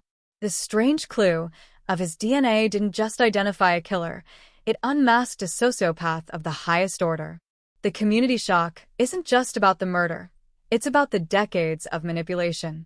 It's about the realization that a human being can exist in a state of total moral vacuum while appearing perfectly ordinary. The cold case has revealed a darkness that most people can't even fathom, a level of deception that challenges our understanding of human nature itself. In the final hours of the day, the precinct grows quiet. Arthur Cole has been moved to a high-security cell, away from the prying eyes of the public and the reach of the media. Detective Benoit sits at her desk, the strange clue of the DNA report still lying in the center of her blotter. She thinks about the 40 years of silence. She thinks about the Christmases, the birthdays, the weddings that Julie Kincaid never got to have. She thinks about the way the sun looked on the morning of the arrest, and how it was the same sun that rose the morning after the murder. The world keeps turning, the community shock eventually fades into a dull ache, and the cold case files are eventually returned to the archives. But the memory of the beloved neighbor, who was actually a monster, will haunt Santa Mira forever. It is a haunting that doesn't require ghosts. It only requires the truth. And the truth, as it turns out, is the most terrifying thing of all. The script of this tragedy is still being written, with every new piece of evidence unearthed from Cole's property adding a new chapter of horror. The mysterious disappearance of the girl from 1985 has become a roadmap for investigators to find others. They are looking at his travel records, his employment history, every moment of his life that isn't accounted for by the eyes of his neighbors. The strange clue has opened a Pandora's box of potential atrocities. The community of Santa Mira is left to pick up the pieces of a broken trust, to wonder how they could have been so blind, and to realize that sometimes the most dangerous people in the world are the ones who make sure you never have to worry about your lawn getting too long.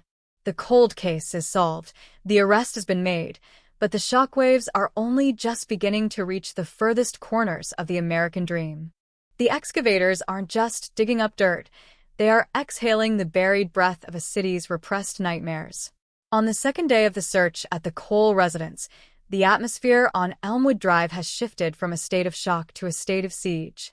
The ground-penetrating radar has chirped, a rhythmic, electronic stutter that signals an anomaly deep beneath the concrete slab of the detached garage, a structure Arthur Cole built himself in the summer of 1988, just 3 years after Julie Kincaid vanished into the dark.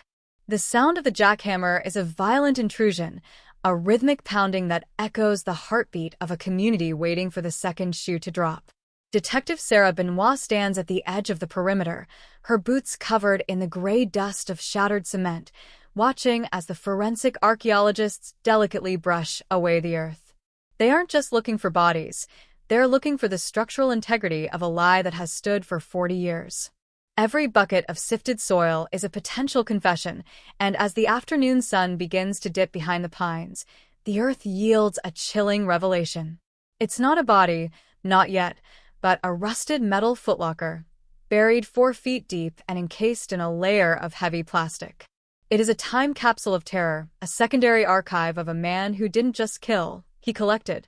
The community shock reaches a new, feverish pitch as news of the footlocker leaks to the press. The California 1985 cold case is no longer a singular event.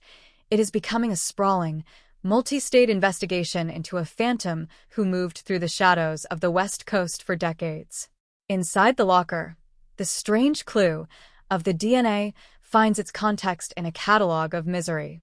There are dozens of driver's licenses, some dating back to the late 70s, their faces frozen in the grainy, dated photography of another era. Women from Oregon, young girls from Washington, hitchhikers from the coastal highways. Each card is a name, a life, and a mysterious disappearance that had gone cold in filing cabinets across the country. Arthur Cole wasn't just a beloved neighbor in Santa Mira. He was a tourist of trauma, a man who utilized his job as a long-haul contractor to map out a geography of pain. The investigators realized with a sickening clarity that the house on Elmwood Drive wasn't just a home. It was a lighthouse for a predator, a fixed point from which he radiated outward to hunt, always returning to the safety of his manicured lawn and his helpful persona. The cold case unit is now operating out of a dedicated war room, the walls covered in a literal web of red string and pushpins. Every pin is a coordinate where Arthur Cole was known to have worked. Every string connects him to an unsolved homicide or a missing person. Detective Benoit tracks his movements like a weather pattern, noticing how the Santa Mira Slayer seemed to disappear just as the highway ghost appeared in Nevada. The sophistication of his evasion is staggering. He didn't just avoid the police. He mocked them by being their best friend. He would offer tips on suspicious vehicles he'd seen while working on bridges in Portland, effectively steering the investigation away from himself by masquerading as a vigilant citizen. This is the strange clue that defines the man, his ability to weaponize the very system designed to catch him. He understood the psychology of the small-town cop, the exhaustion of the overworked detective, and he fed them exactly what they wanted to hear. An easy out, a stranger danger narrative that kept the focus off the man standing right next to them. As the physical evidence piles up, the footlocker, the trophies, the mapped-out routes of his trucking days, the legal machinery begins to grind. The first court appearance is a media spectacle, a community shock, televised in high definition. Arthur Cole is led into the courtroom, not in his pajamas this time, but in an orange jumpsuit that seems to drain the color from his aged skin. He looks smaller, more fragile, yet when he scans the gallery, his eyes don't hold the look of a victim. They are cold, calculating, and strangely arrogant. He sees the Kincaid family sitting in the front row, their faces etched with 40 years of unanswered questions, and he doesn't look away. There is no remorse in that gaze, only a lingering sense of ownership. He still thinks he's in control of the narrative. He still thinks that because he hid for so long, the truth is a matter of interpretation. But the strange clue of the DNA is an absolute, a biological witness that doesn't forget and cannot be intimidated. The defense attorney, a sharp-suited man brought in from the city, tries to argue for bail, citing Cole's decades of community service and his failing health. It is a desperate play, a hollow attempt to lean back into the beloved neighbor myth. But the prosecution is ready. They don't just present the DNA, they present this strange clue of the buried footlocker. They show the photos of the driver's licenses, the names of the missing women, the sheer volume of the curated collection of stolen lives. The judge's face remains a mask of stone, but the air in the courtroom is thick with a collective, visceral loathing. Bail is denied. Arthur Cole is remanded to custody, a cold case suspect who is now the center of a national firestorm. As he is led out of the courtroom, a voice rings out from the back of the room, a single, sharp cry of why. It's a question that will dominate the next 2 years of the legal process, a question that may never have a satisfactory answer. Back at the precinct, the mysterious disappearance of Julie Kincaid's final moments is being meticulously reconstructed. Forensic experts are analyzing the window screen again, using high-powered microscopy to match the serrations on the wire to a specific type of utility knife found in Cole's workshop. They are matching the tread on a pair of vintage work boots found in his attic to the plaster casts taken of the garden footprints in '85. This strange clue isn't just one thing anymore. It's 1,000 small things, a mosaic of guilt that is being assembled piece by agonizing piece. Benoit spends her nights listening to the old tapes of the original interviews. Miller's voice, raspy and frustrated, talking to a young, helpful Arthur Cole. The irony is a bitter pill.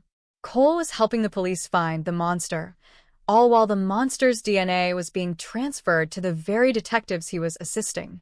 He had been playing a game of hide-and-seek where he was both the seeker and the hidden. The community shock begins to manifest in more destructive ways. The Cole residence is vandalized, monster spray-painted in jagged, black letters across the white siding. The neighbors who once praised him now want to erase him. They want the house torn down, the soil replaced, the memory of his existence scrubbed from the history of Santa Mira. But Benoit knows that the house is a witness. She keeps the forensic teams there, digging deeper, looking into the history of the property before the garage was built, before the fences went up. They find more strange clues. Small, personal items belonging to the missing women, tucked into the insulation of the attic, hidden inside the hollow legs of furniture.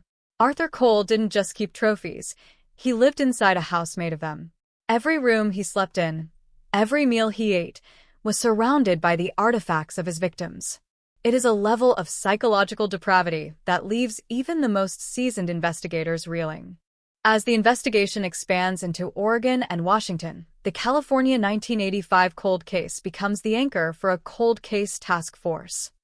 Detectives from across the Pacific Northwest descend on Santa Mira, bringing their own boxes of dust and disappointment. They sit in the war room, comparing signatures, looking at the strange clues of Cole's methodology.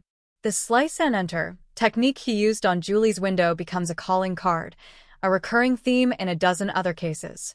The way he staged the scenes, the way he seemed to vanish despite his proximity, it all fits. The beloved neighbor was a master of the long con, of human decency. He used his normalcy as a weapon, knowing that people would rather believe in a wandering phantom than the man who brings them a casserole when they're sick. The emotional toll on the Kincaid family is immense. Every day brings a new revelation, a new, strange clue that adds another layer of horror to Julie's death. They are learning that she wasn't just a random victim. She was a target of opportunity for a man who had been practicing for years.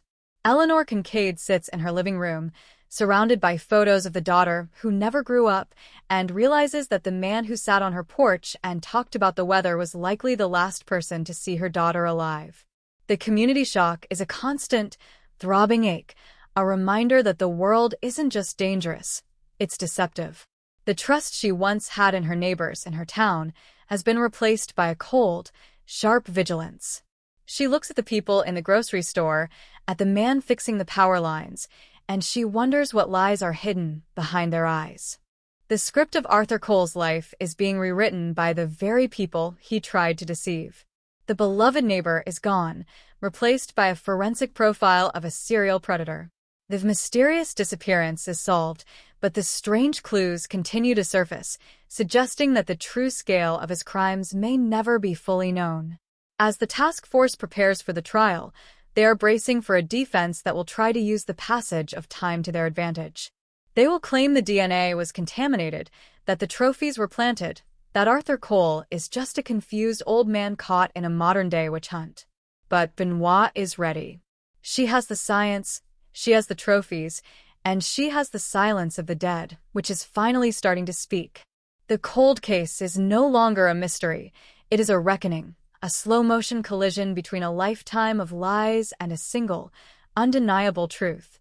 The denial of bail sends a seismic vibration through the structural integrity of Arthur Cole's carefully curated legacy, but while he sits in a concrete cell, the investigation is spiraling backward through time, unearthing a history of predatory behavior that predates even the 1985 tragedy. We are no longer just looking at a single cold case. We are looking at the evolution of a monster. Detective Sarah Benoit and her team began a forensic audit of Cole's life before he ever set foot on Elmwood Drive, digging through the granular details of his early 20s in the late 1960s and early 70s. They find a trail of mysterious disappearances that follow him like a shadow across the state line. Every time Arthur Cole moved, someone else vanished. The community shock shifts from the local to the regional as the public realizes that the helpful neighbor was once a drifting predator, honing his skills in the transient camps and highway rest stops of the American West. The strange clue that ignites this new phase of the investigation is a series of meticulously kept ledgers found hidden within the insulation of his attic, not journals of feelings or thoughts, but cold, clinical logs of mileage, fuel costs, and observations. The ledgers are written in a cramped, precise hand, a testament to a mind that demanded order amidst the chaos of its own darkness. Each entry is a timestamp of a life lived on the periphery of visibility. Benoit spends days deciphering the code, realized that the observations aren't about the weather or the road conditions, but about people. Descriptions of girls at bus stops, women working late shifts at roadside diners, children playing in parks, all noted with the dispassionate tone of a biologist cataloging a new species.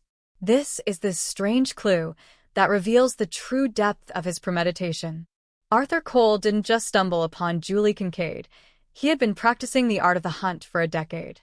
The Cold Case unit begins to cross-reference these dates with missing persons reports from 1972, 74, 79. The results are a sickening sequence of matches. A hitchhiker in Mendocino, a waitress in Eureka, a student in Reading. The map in the war room is becoming a constellation of tragedy, with every point of light representing a soul that Arthur Cole extinguished and then carefully logged in his book of death. As the news of the death ledgers breaks, the community shock turns into a national hysteria. People across the country are pulling out old newspaper clippings, looking at the faded faces of their own missing loved ones, and wondering if the man in the orange jumpsuit in California is the answer to their prayers and their nightmares. The phone lines at the Santa Mira precinct are jammed with calls from retired detectives, grieving parents, and siblings who never stopped looking. The mysterious disappearance of a sister in 1976 suddenly has a face, and it's a face that was once considered the epitome of suburban reliability. The irony is a jagged blade. The more helpful Arthur Cole became in his public life, the more successful he was at concealing the carnage of his private one. He used the beloved neighbor persona as a masterclass in social camouflage, realizing that the best place to hide a secret is behind a smile and a hand-delivered casserole. The investigation into the ledgers leads to a breakthrough in a 1979 cold case in a small town 300 miles north. A young woman named Sarah Miller, no relation to the original detective, had vanished from a gas station while her car was being serviced. For 47 years, her family had lived in the vacuum of the unknown. Benoit sends a team to the coordinates noted in Cole's ledger for that specific date. It's a remote stretch of forest, now a state park, but back then it was a logging road. They bring in the cadaver dogs, the ground-penetrating radar, and the heavy machinery of modern forensics. The strange clue in the ledger, a set of GPS-like coordinates written in a time before GPS existed, based on landmarks and pacing, points them to a specific cluster of ancient redwoods. There, buried under 40 years of needle cast and forest rot, they find the remains. It is a moment of profound, heavy silence in the woods, a community shock that ripples through time to give a family the one thing they thought they'd never have: a body to bury. The DNA from the forest remains is a match to Sarah Miller, and the strange clue of the ledger entry provides the direct link to Arthur Cole. The prosecution now has a pattern of life, a cold case methodology that spans decades. They're building a narrative of a serial predator who viewed the world as a pantry and his neighbors as a screen. But back in Santa Mira, the community shock is personal.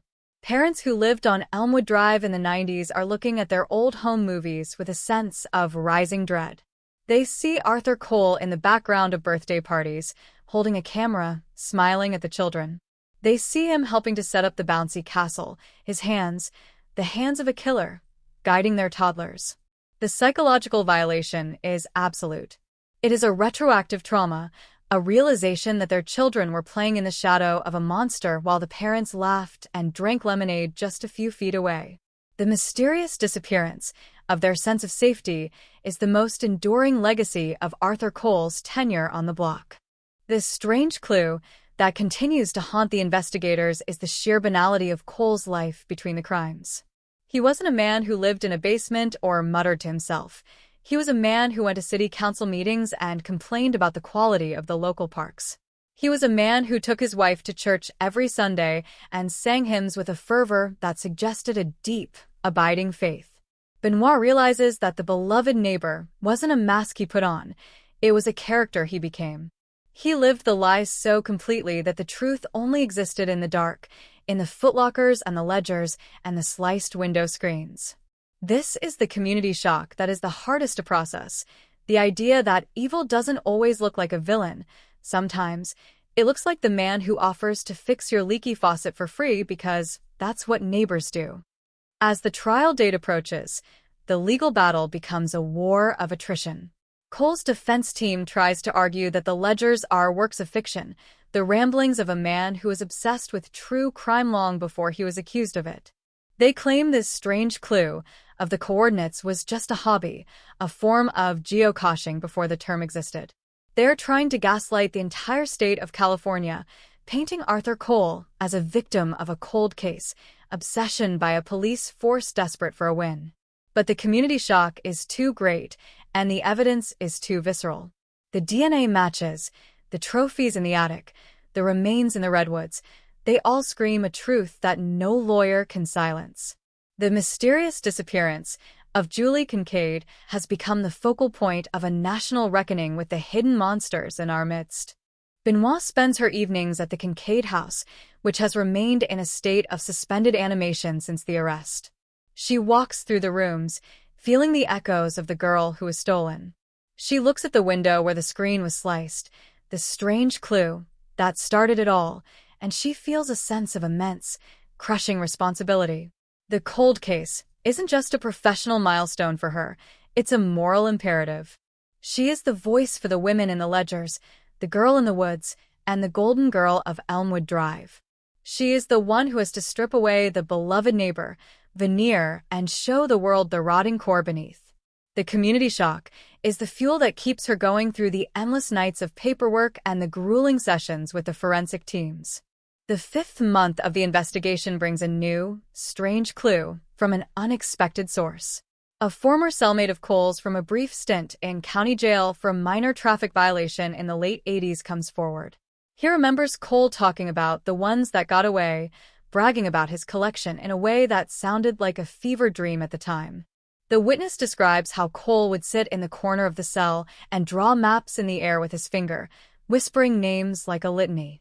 This mysterious disappearance of his impulse control while behind bars provides a direct psychological link to the ledgers.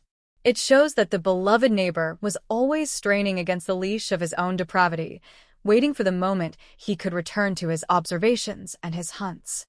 The community shock in Santa Mira is exacerbated by a series of town hall meetings where residents demand to know how the police missed him for so long. They look at the original detectives, now elderly men living in retirement, with a mixture of pity and rage. How could you not see him? He was right there. He was at the crime scene. He was in your office. The mysterious disappearance of professional skepticism in the face of a good man is a bitter lesson for the department. It is a reminder that bias is the predator's best friend. Because Arthur Cole looked like them, spoke like them, and shared their values, they couldn't conceive of him as the Santa Mira Slayer. They were looking for a monster, and they found a neighbor, so they moved on. This strange clue of systemic failure is a ghost that will haunt the Santa Mira PD for generations. As we move into the next phase of the prosecution, the focus shifts to the community shock that will occur when the full extent of the death ledgers is revealed in court. There are names in those books that haven't been linked to a crime yet, families who don't know they are about to be thrust into the spotlight of a 40-year-old tragedy. The Cold Case Unit is working around the clock to notify these families before the headlines do, a grim task that involves reopening wounds that have barely begun to scar. Every phone call is a mysterious disappearance, resolved with a hammer blow of reality. Every strange clue is a piece of a life being handed back to a grieving mother or a haunted brother. The scale of Arthur Cole's impact is becoming a map of human suffering that covers the entire West Coast. The beloved neighbor sits in his cell, unaware of the storm he has unleashed, or perhaps enjoying every second of it. He is finally the center of attention, his observations the subject of national debate, his strange clues the obsession of millions. The community shock is his masterpiece, the final act in a 40-year performance of deception. But as Sarah Benoit prepares her opening statement, she knows that the performance is over. The cold case is no longer cold. It is a burning fire of justice that is about to consume the man who thought he could live 1,000 lives while stealing so many others. The mysterious disappearance of Julie Kincaid is about to find its final, definitive resolution in a courtroom where science and memory will finally combine to tear down the house that Arthur Cole built on a foundation of bones. The legal storm is no longer a distant thunder. It is a direct hit on the sanctuary of Santa Mira, a torrential downpour of evidence that threatens to drown the memory of the beloved neighbor, once and for all. As the trial preparations for Arthur Cole move into their 6th month, the Cold Case Unit is not just preparing a prosecution, they are staging a resurrection of the forgotten. Detective Sarah Benoit is now presiding over a war room that has outgrown its walls, a sprawling nerve center where the mysterious disappearance of 24 women across 4 decades is being meticulously woven into a singular, horrific tapestry. The strange clue that dictates the rhythm of this section of the investigation is a discovery made not in a ledger or a footlocker, but within the very walls of the workshop where Arthur Cole spent his weekends. It was a space neighbors once admired for its craftsmanship, a place where he made birdhouses for the local charity auction and repaired broken toys for the kids on Elmwood Drive. But beneath the sawdust and the scent of cedar, hidden behind a false panel of pegboard where his meticulously organized tools hung in silent rows, lies the dark archive. It is a specialized photographic laboratory, a relic of a pre-digital age, preserved like a shrine to his own predatory history. The community shock that follows the discovery of the dark archive is visceral, a wave of nausea that sweeps through the town as the details emerge. This wasn't just a place for developing film, it was a theater of voyeurism. The investigators find thousands of negatives, each one carefully numbered and cross-referenced to the death ledgers. These aren't just photos of the crimes, they are photos of the hunt. Pictures taken from the bushes, pictures taken through bedroom windows, pictures taken from the cabs of long-haul trucks, a chronological record of a predator watching his prey. The strange clue of his photographic obsession reveals the terrifying patience of the man. He didn't just strike, he lingered. He stalked some of these women for months, learning their routines, their vulnerabilities, their lives, all while maintaining the facade of the good neighbor back home. The Cold Case has evolved from a murder investigation into a psychological autopsy of a man who lived 2 completely separate lives, both of them fueled by the same chilling attention to detail. Benoit stands in the dimly lit workshop, the air still smelling of the chemicals he used to develop his trophies, and she realizes the depth of the mysterious disappearance of the man's soul. She holds a magnifying loupe over a strip of film from 1975, and there, in the grain of the black and white image, is a young woman laughing at a bus stop in Seattle. 2 weeks later, that woman was a headline. A month after that, she was a cold case. The strange clue of the numbered negatives allows the task force to finally put faces to the names in the ledgers, transforming the highway ghost from a myth into a terrifying reality. Each photo is a violation, a captured moment of innocence before the darkness took hold. The community shock is compounded by the realization that Arthur Cole likely spent his evenings in this very room, surrounded by these images, while his wife sat in the living room just 30 feet away, knitting sweaters for their grandchildren.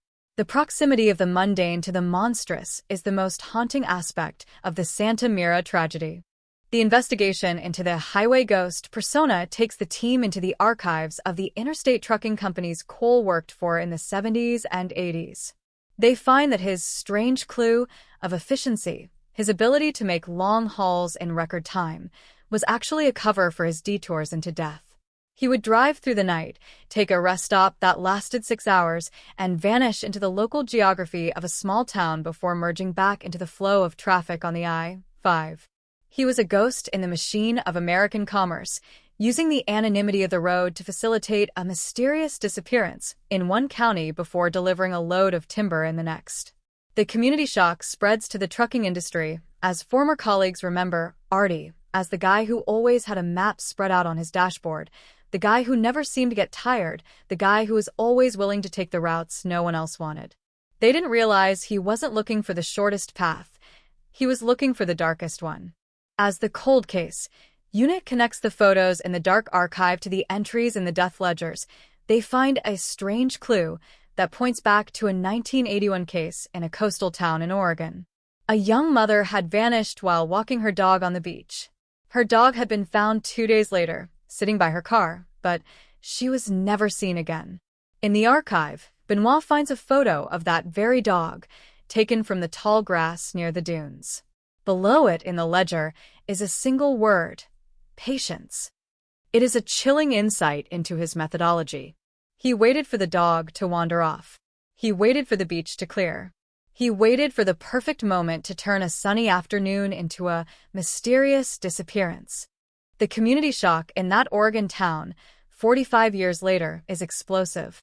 The woman's children, now middle-aged, are brought into the Santa Mira precinct to identify the items found in Cole's footlocker. The strange clue of a mother's locket found tucked inside a box of old electrical components in Cole's garage is the final piece of the puzzle. The silence of the ocean has finally been broken by the evidence in a suburban workshop. The psychological toll on the investigators is beginning to show. They are immersed in the strange clue of a serial killer's inner world, breathing the same air as his trophies, seeing the world through his lens. Benoit finds herself looking at her own neighbors differently, searching for the mysterious disappearance of authenticity in their smiles. The community shock has become a contagion, a creeping paranoia that suggests no one is truly known. The cold case has revealed that the social contract is a fragile thing, easily manipulated by someone with enough patience and a lack of empathy. The task force brings in a team of behavioral analysts to help decode the strange clue of Cole's transitions between his two identities. How did he turn it off?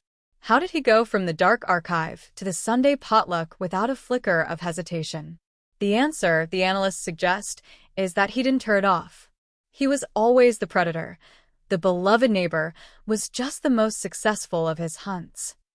The media coverage of the dark archive discovery turns the Cole residence into a macabre landmark. Despite the police barricades, people drive from across the state to stand on the sidewalk of Elmwood Drive and stare at the workshop. They are looking for this strange clue that would explain how a monster lived among them for 40 years. They see a normal house, a normal yard, a normal life, and that is what terrifies them the most. The community shock is a reflection of their own vulnerability. If Arthur Cole could be anyone, then anyone could be Arthur Cole. The mysterious disappearance of the clear line between good and evil is the most profound casualty of the investigation. The cold case has stripped away the comfort of the stranger danger narrative, replacing it with the reality of the neighbor danger truth. Back in the war room, the focus shifts to the upcoming trial's smoking gun. While the DNA from Julie Kincaid's windowsill is the anchor, the prosecution wants to ensure that Arthur Cole never sees the outside of a prison cell again. They are looking for this strange clue that will link him definitively to the Oregon Beach case and the Sarah Miller murder. They find it in the chemistry. The specific type of plastic wrap used to encase the footlocker, the specific brand of utility knife used to slice the screens, even the specific type of twine used to tie the death ledgers. All of it is matched to suppliers Cole used through his contracting business in the 80s. The mysterious disappearance of his anonymity is being dismantled by the very tools he used to build his life. The community shock of seeing these mundane items presented as instruments of murder is a powerful psychological tool for the prosecution. The emotional climax of this phase occurs when the task force holds a private briefing for the families of the victims identified in the dark archive. It is a room full of people who have spent decades in the cold case wilderness, people who have lived with the mysterious disappearance of their loved ones like a phantom limb. As Benoit shows them the evidence, the photos, the ledgers, the trophies, the room is filled with a sound that is part sob, part roar of relief. The strange clue of their lives being returned to them, even in this horrific form, is a moment of communal catharsis. They are no longer alone in their grief.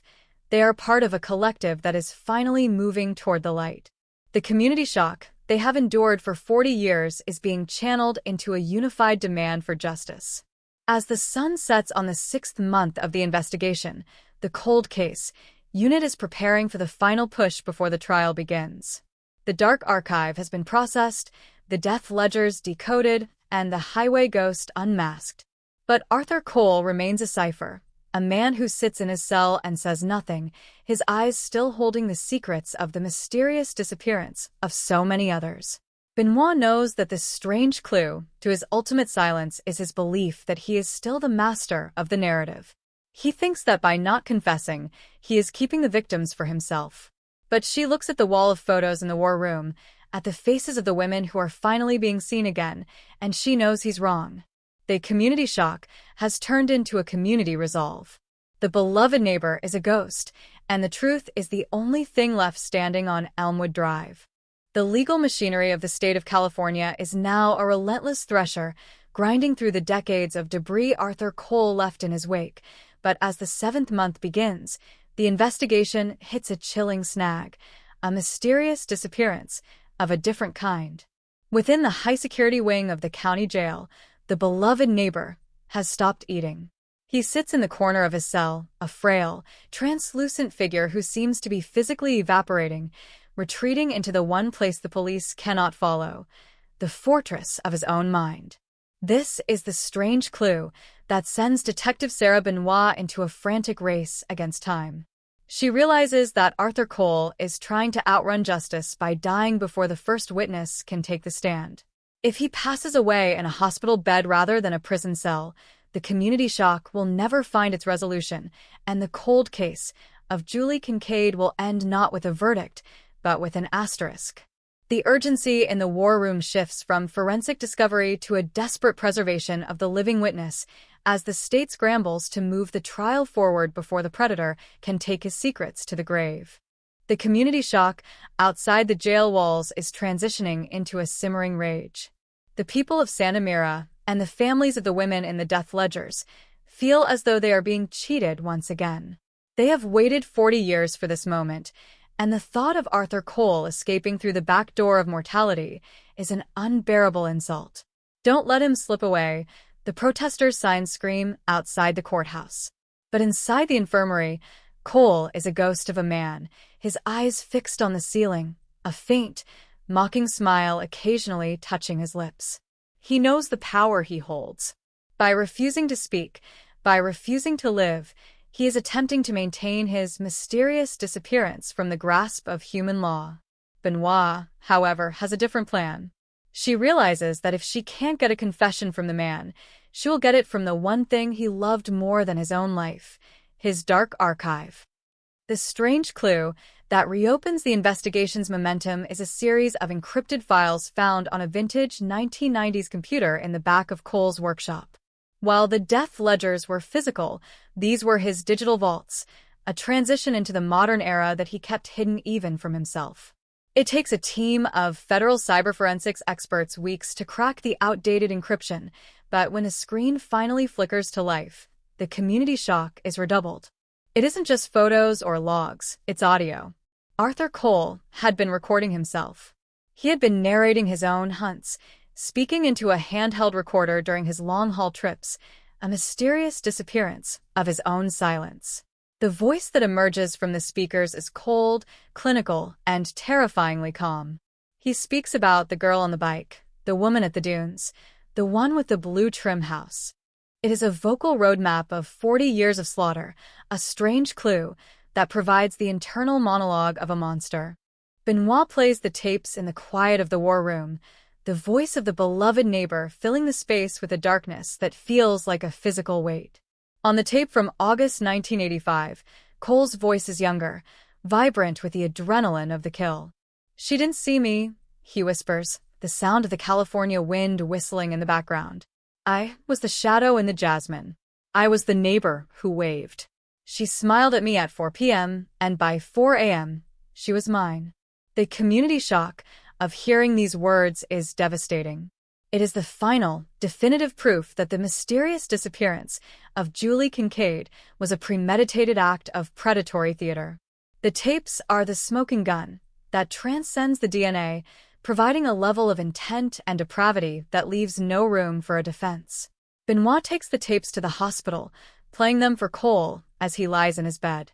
She wants him to hear his own younger self. She wants him to know that his dark archive has betrayed him. The reaction from Cole is the strange clue that finally breaks his stoicism. As the sound of his own voice fills the hospital room, his eyes snap open. For the first time, he doesn't look like a victim or a ghost. He looks like a cornered animal. The mysterious disappearance of his control is complete. He realizes that even if he dies tonight, his voice will speak for him in court. He will be remembered not as the beloved neighbor, but as the recorded monster. In a moment of sheer, spiteful desperation, he finally speaks. "You think you've found them all," he wheezes, his voice a dry rasp. "You haven't even seen the half of it. The ledgers. They were just the ones I liked. There are others. Others you'll never find." It is a community shock of a different kind, a final, parting shot designed to ensure that the families of the unlisted victims will never have peace. Benoit doesn't flinch. She knows he's playing one last game, trying to maintain a sense of mystery. But the strange clue of his confession, however brief, is enough to authorize a new series of warrants.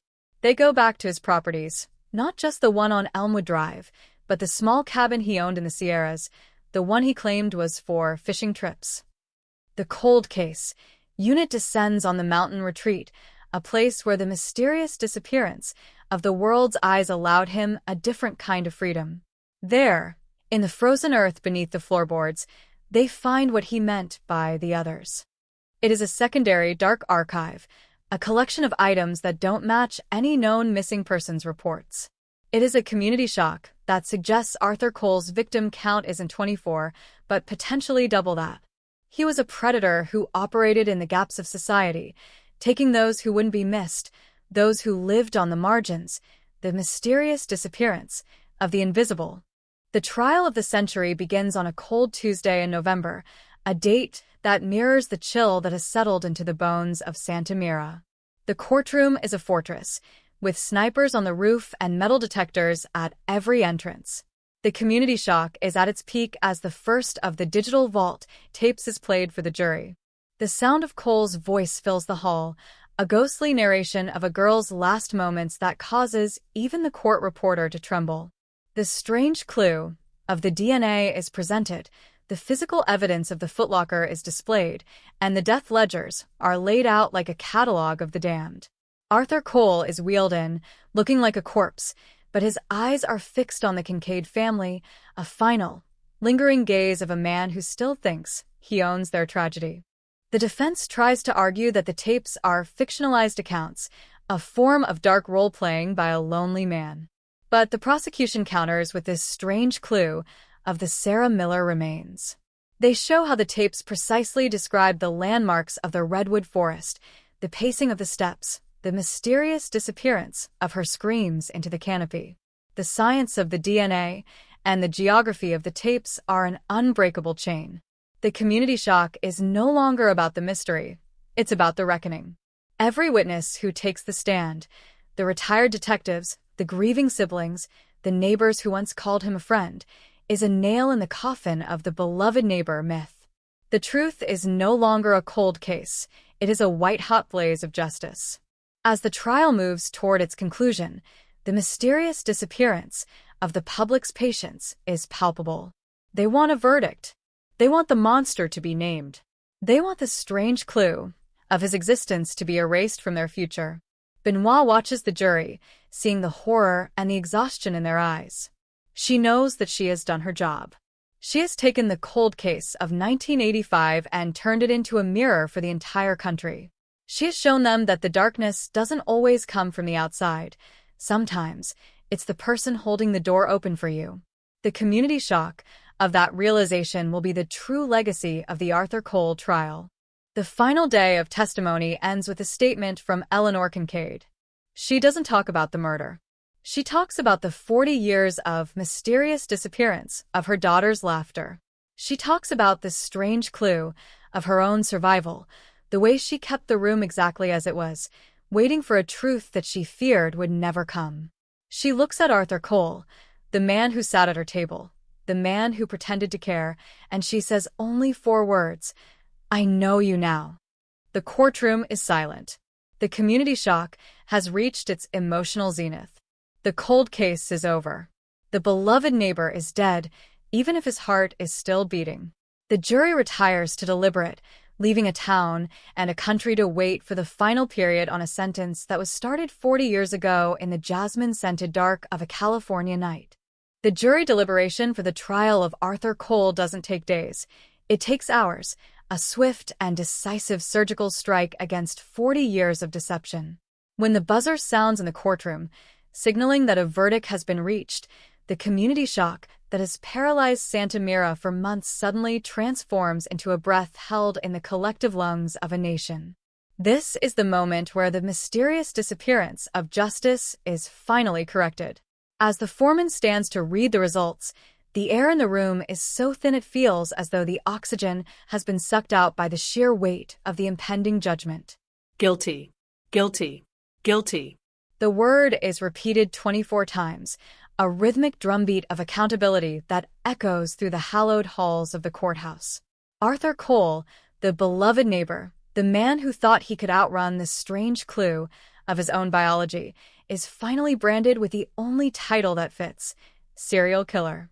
But the community shock doesn't end with the verdict. It enters a new, more reflective phase.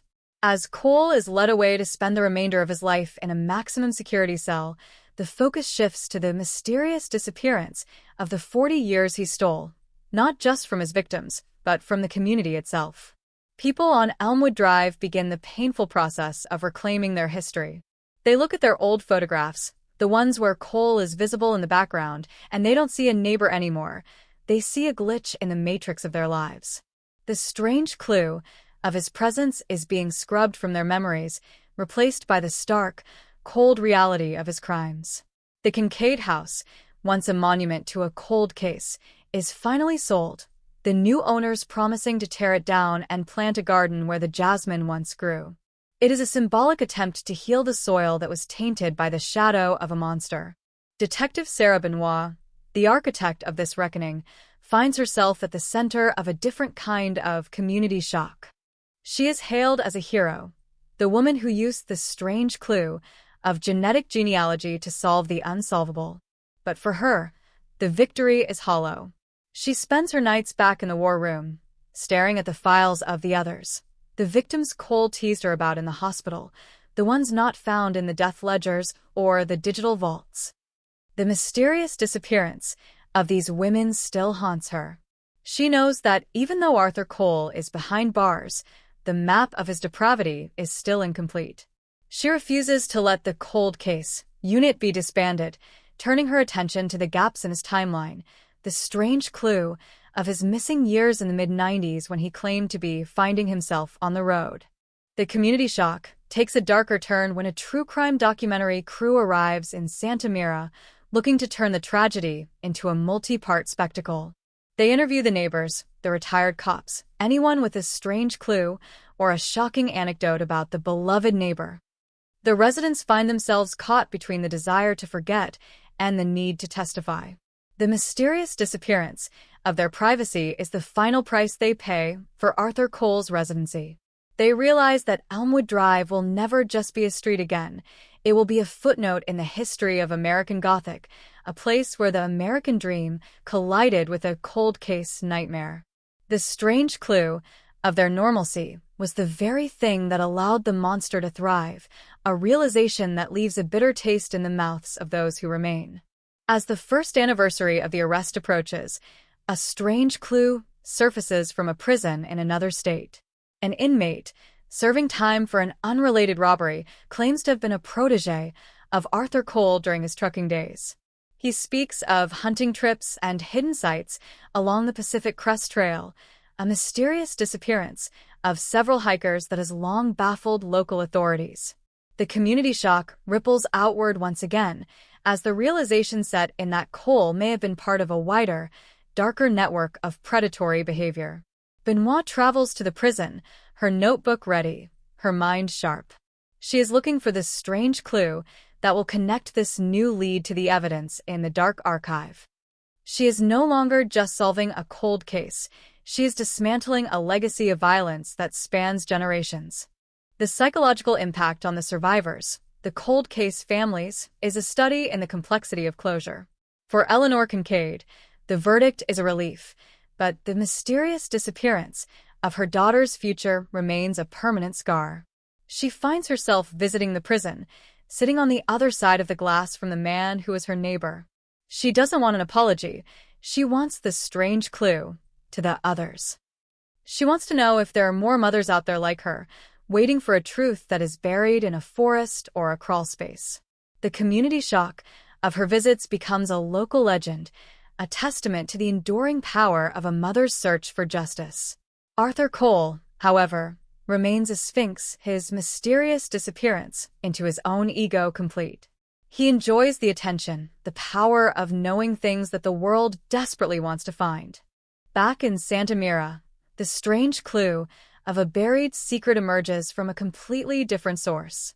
A construction crew, digging a new pool 3 houses down from the old Cole residence, uncovers a set of vintage California license plates buried in a rusted oil drum. They aren't Cole's plates. They belong to a car that was part of a mysterious disappearance in 1994, a case that was never linked to the Santa Mira slayer. The community shock is instantaneous. The perimeter is expanded. The cold case unit returns to Elmwood Drive, their shovels hitting the dirt once again. It turns out that Arthur Cole wasn't just using his own property. He was using the entire neighborhood as a graveyard for the artifacts of his victims. The strange clue of the license plates leads to the recovery of a vehicle at the bottom of a nearby lake, a car that had been a cold case mystery for 30 years. The mysterious disappearance of the neighborhood's sense of safety is now absolute. They realize that they have been living on top of a crime scene for decades. Every time they played catch in the yard, every time they hosted a barbecue, they were potentially standing over a strange clue to a murder. The community shock turns to a demand for a total forensic sweep of the street. The town of Santa Mira is forced to confront the fact that the beloved neighbor wasn't just a man. He was an environment. He had woven himself into the very fabric of the cul-de-sac, leaving cold case evidence like breadcrumbs through the lives of his friends. The strange clue of the license plates is just the beginning of a new chapter of discovery that will keep the cold case unit busy for years to come. Through it all, the voice of Arthur Cole from the digital vault tapes continues to play in the background of the investigation, a haunting soundtrack to the community shock. His voice, describing the mysterious disappearance of his victims with such clinical detachment, has become the definitive sound of the tragedy. It is a strange clue to the nature of evil, not a booming roar, but a calm, suburban whisper. The cold case of Julie Kincaid has been solved, but the cold case of Arthur Cole's true impact is just beginning to be measured. The mysterious disappearance of the man he pretended to be has left a void that the truth is only beginning to fill. As the sun sets over the valley, casting the same long shadows that once hid a killer, Detective Benoit stands on the sidewalk of Elmwood Drive. She looks at the empty lot where the Kincaid house once stood, and the fenced-off coal property, now a wasteland of forensic trenches. The community shock is still there, a low-frequency hum in the air, but there is also a sense of progress. The strange clue of the DNA, the mysterious disappearance of the girls, and the cold case files are no longer secrets. They are part of the light. And as she turns to walk away, she knows that while the monster is in a cell, the work of finding the others is the only way to truly bring the beloved neighbor to an end. The aftermath of the verdict does not bring the quiet that Santa Mira expected. Instead, it ushers in a period of community shock so profound it begins to alter the very geography of the town. The 9th month of this saga finds the cold case unit transitioning from the courtroom back to the mud and the bone, as the strange clue of the license plates found 3 doors down triggers a total forensic excavation of Elmwood Drive. It is a site that looks like a war zone.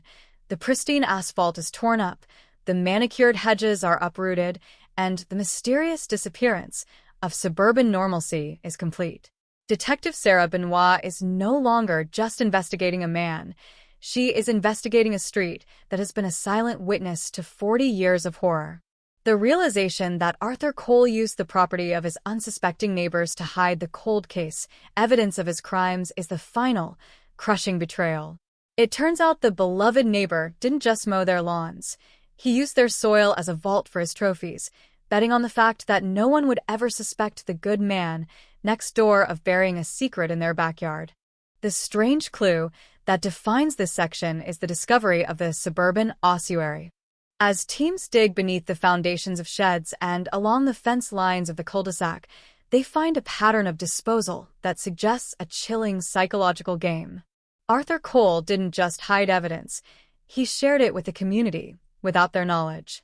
In the hollowed-out base of a stone birdbath in a neighbor's yard, they find a collection of wedding rings, each one linked to a mysterious disappearance in the early 90s. The community shock is visceral. The woman who owned the birdbath collapses on her porch, realizing she had been cleaning the stone and admiring the birds while the gold of a dozen murdered women lay inches beneath her fingers.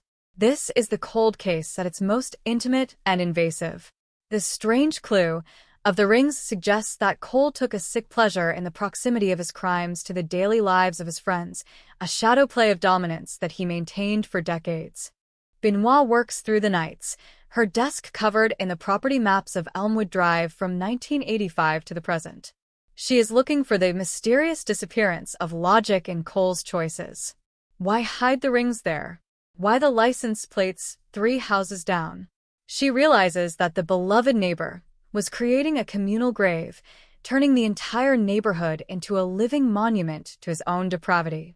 Every strange clue unearthed, a set of keys, a dried bouquet of flowers from a 1970 funeral, a child's hair clip, adds another layer of community shock. The residents of Santa Mira are forced to move out, their homes now deemed crime scenes of a scale never before seen in American history. The cold case has effectively erased a neighborhood, turning a place of safety into a place of haunting. As the strange clue of the buried trophies continues to surface, the investigation reaches back into the digital vault, tapes for clues to the locations. In one recording, Cole's voice is heard laughing, a low, wet sound that rattles the speakers. "They look for them in the woods," he whispers. "They look for them in the rivers. But they walk over them every day to get their mail. They sleep 10 feet away from the truth and call me friend."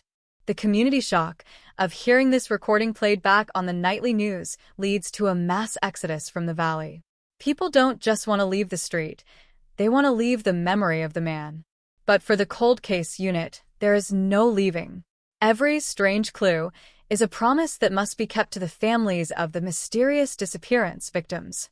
The emotional climax of the 9th month occurs when the remains of a 1996 victim are found directly beneath the community's Peace Garden, a small park Arthur Cole helped fund and build after a local tragedy. The irony is a jagged, poison barb. The beloved neighbor had stood at the dedication ceremony, his head bowed in a show of grief, while the very person the community was mourning, or perhaps another victim entirely, was buried beneath the podium where he spoke. This strange clue of his absolute sociopathy breaks the last remnants of the town's spirit. The community shock turns into a profound, silent grief. The cold case has shown them that there is no depth to which a monster will not sink, and no sanctuary that cannot be desecrated. Benoit meets with the survivors of the Peace Garden victim, a family from a neighboring county who had spent 20 years believing their daughter had simply run away.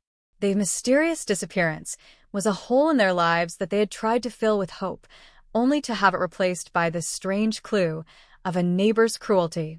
As she hands them the small, silver locket found with the remains, Benoit feels the weight of the cold case ending. It is a small victory against a mountain of darkness. The community shock may never truly dissipate, but the mysterious disappearance of the truth is over. Every strange clue pulled from the dirt of Elmwood Drive is a light turned on in a dark room. The beloved neighbor sits in his cell, his health continuing to fail, watching the news of the excavations with a cold, detached interest. He sees the community shock he has caused, and for the first time in the trial, he looks satisfied. He has achieved a kind of dark immortality. He is no longer just a cold case suspect. He is the architect of a town's ruin. But Benoit knows something he doesn't. She has found this strange clue to the very first victim, the one that started the mysterious disappearance cycle back in 1968. It's a case that predates his trucking days, a case from his own high school years. The cold case unit is preparing to link him to a tragedy that was forgotten before it was even recorded. As the sun sets over the hollowed-out remains of Elmwood Drive, the community shock settles into a permanent feature of the landscape. The strange clue of the excavations has left the street a skeleton of its former self.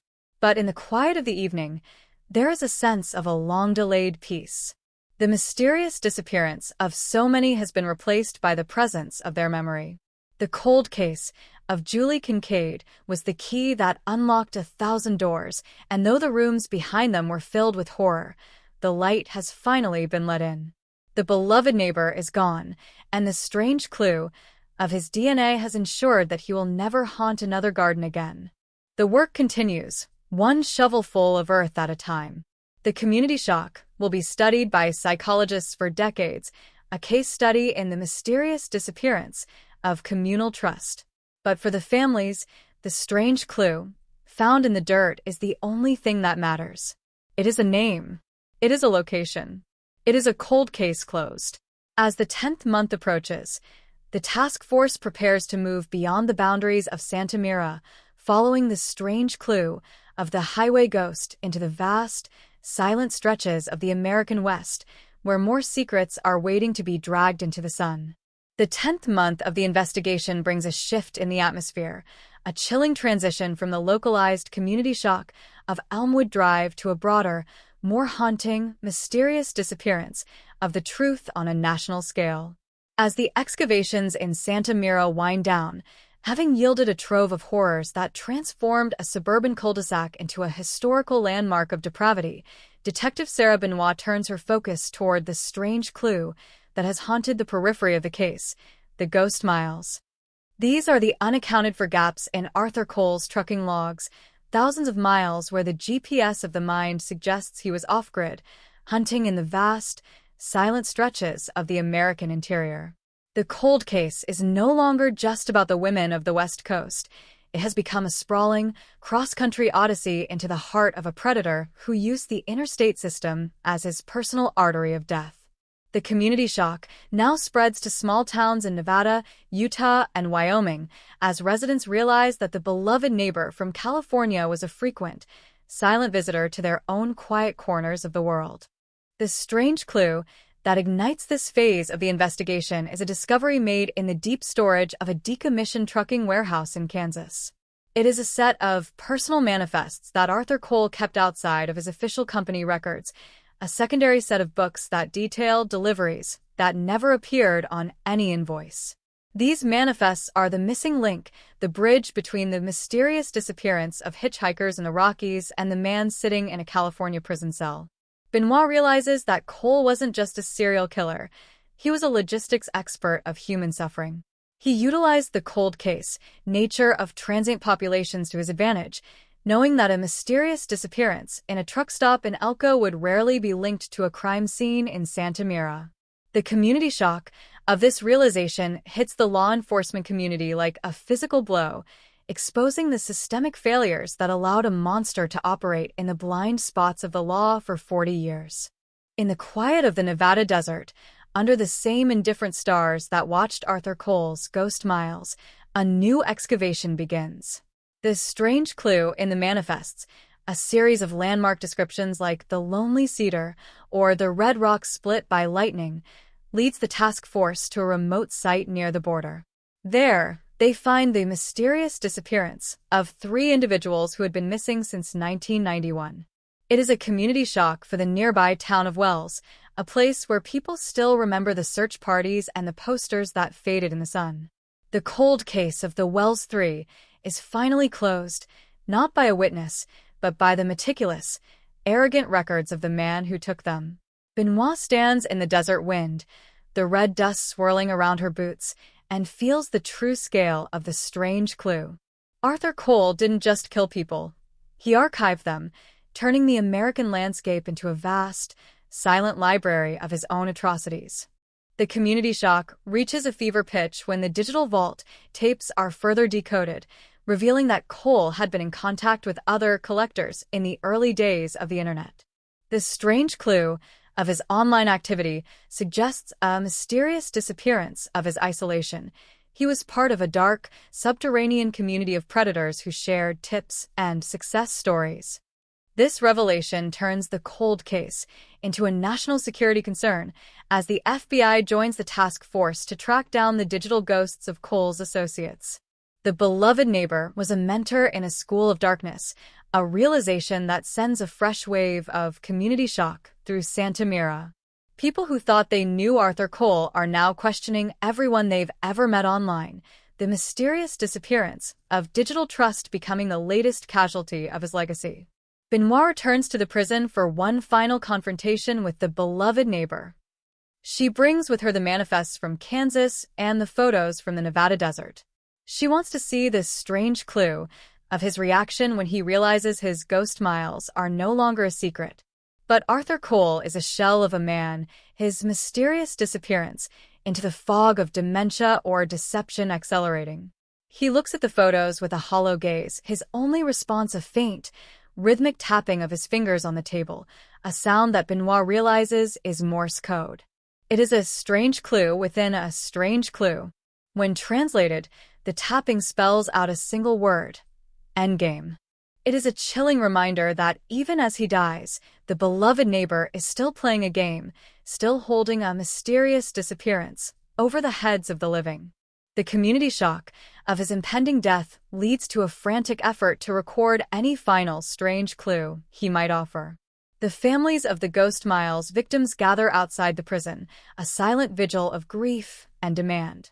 They want the mysterious disappearance of their loved ones resolved before the monster's heart stops beating.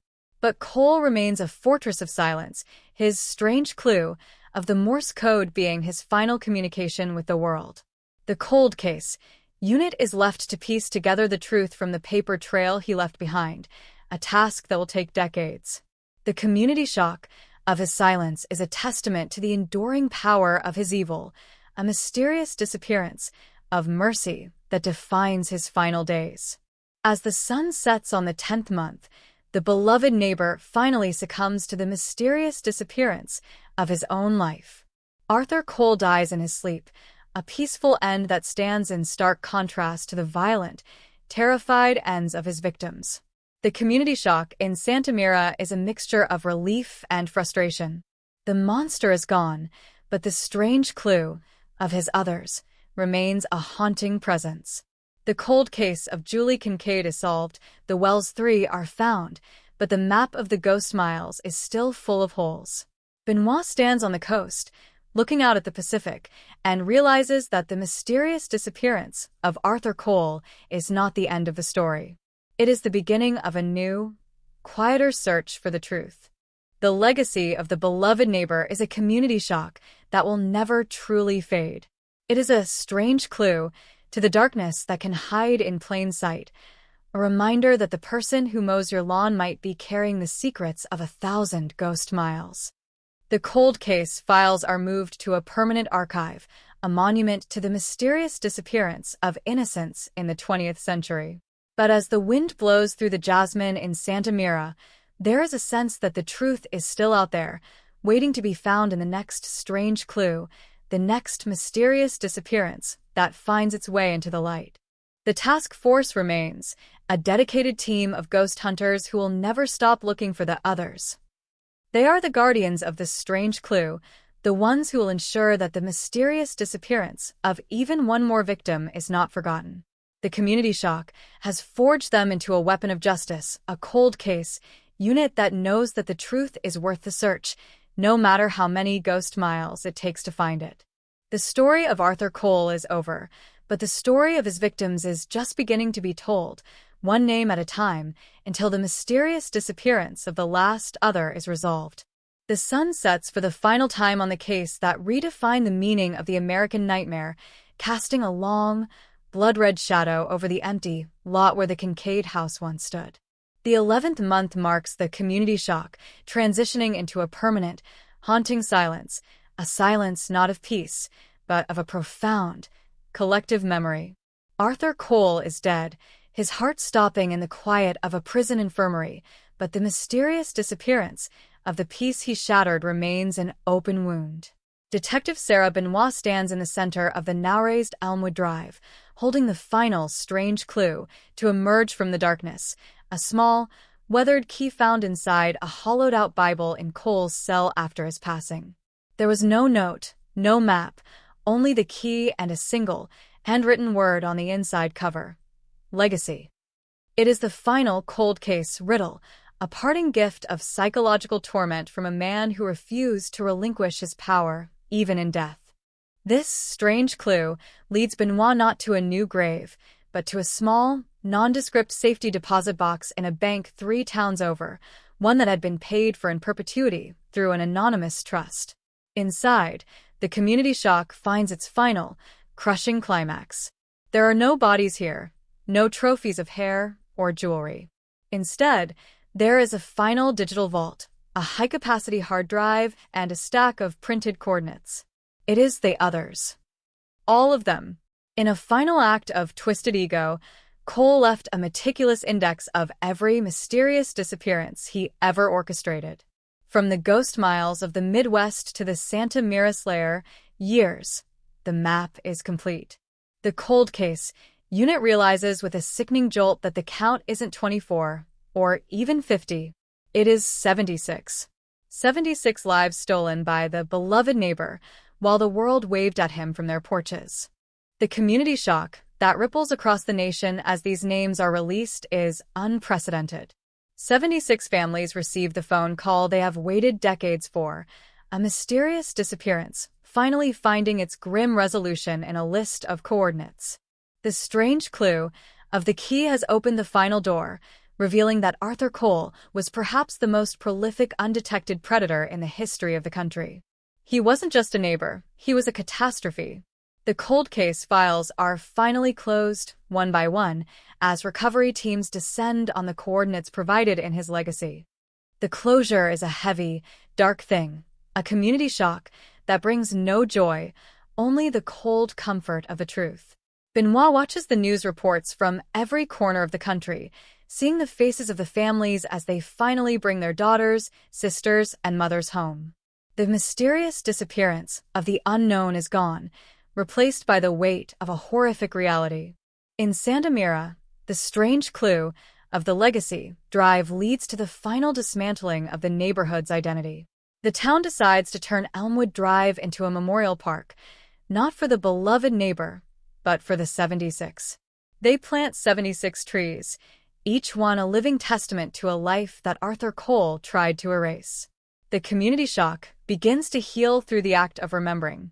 The mysterious disappearance of the girl on the bike is commemorated with a small, bronze plaque near the spot where her window once stood. The cold case is no longer a source of terror, it is a source of resolve. The people of Santa Mira realize that the only way to defeat this strange clue, of Cole's evil is to ensure that the names of his victims are spoken louder than his own.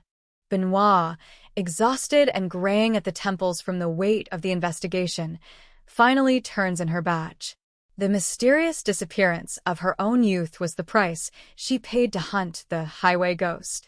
She sits on a bench in the new park, the wind rustling through the leaves of the young trees, and she looks at the final strange clue she kept for herself, a photo of Julie Kincaid, smiling in the California sun of 1985. The cold case is solved. The beloved neighbor is a memory of a monster. The community shock has settled into a quiet, respectful observance of the past. As she closes her eyes, the sound of children playing in the distance, far from the shadows and the jasmine, is the only strange clue that matters now. The darkness has been catalogued, the mysterious disappearance cycle is broken, and the 76 are finally, eternally, free from the shadow of the man who lived next door. The legacy of Arthur Cole is not the fear he sowed, but the truth that was harvested in spite of him. The community shock taught a nation to look closer, to listen to this strange clue of the unexplained, and to never let a cold case go truly cold. As the moon rises over the valley, casting a silver light over the 76 trees, the mysterious disappearance of the night is no longer a threat. The truth has been told. The monster is gone, and in the silence of Santa Mira, the only thing that remains is the light.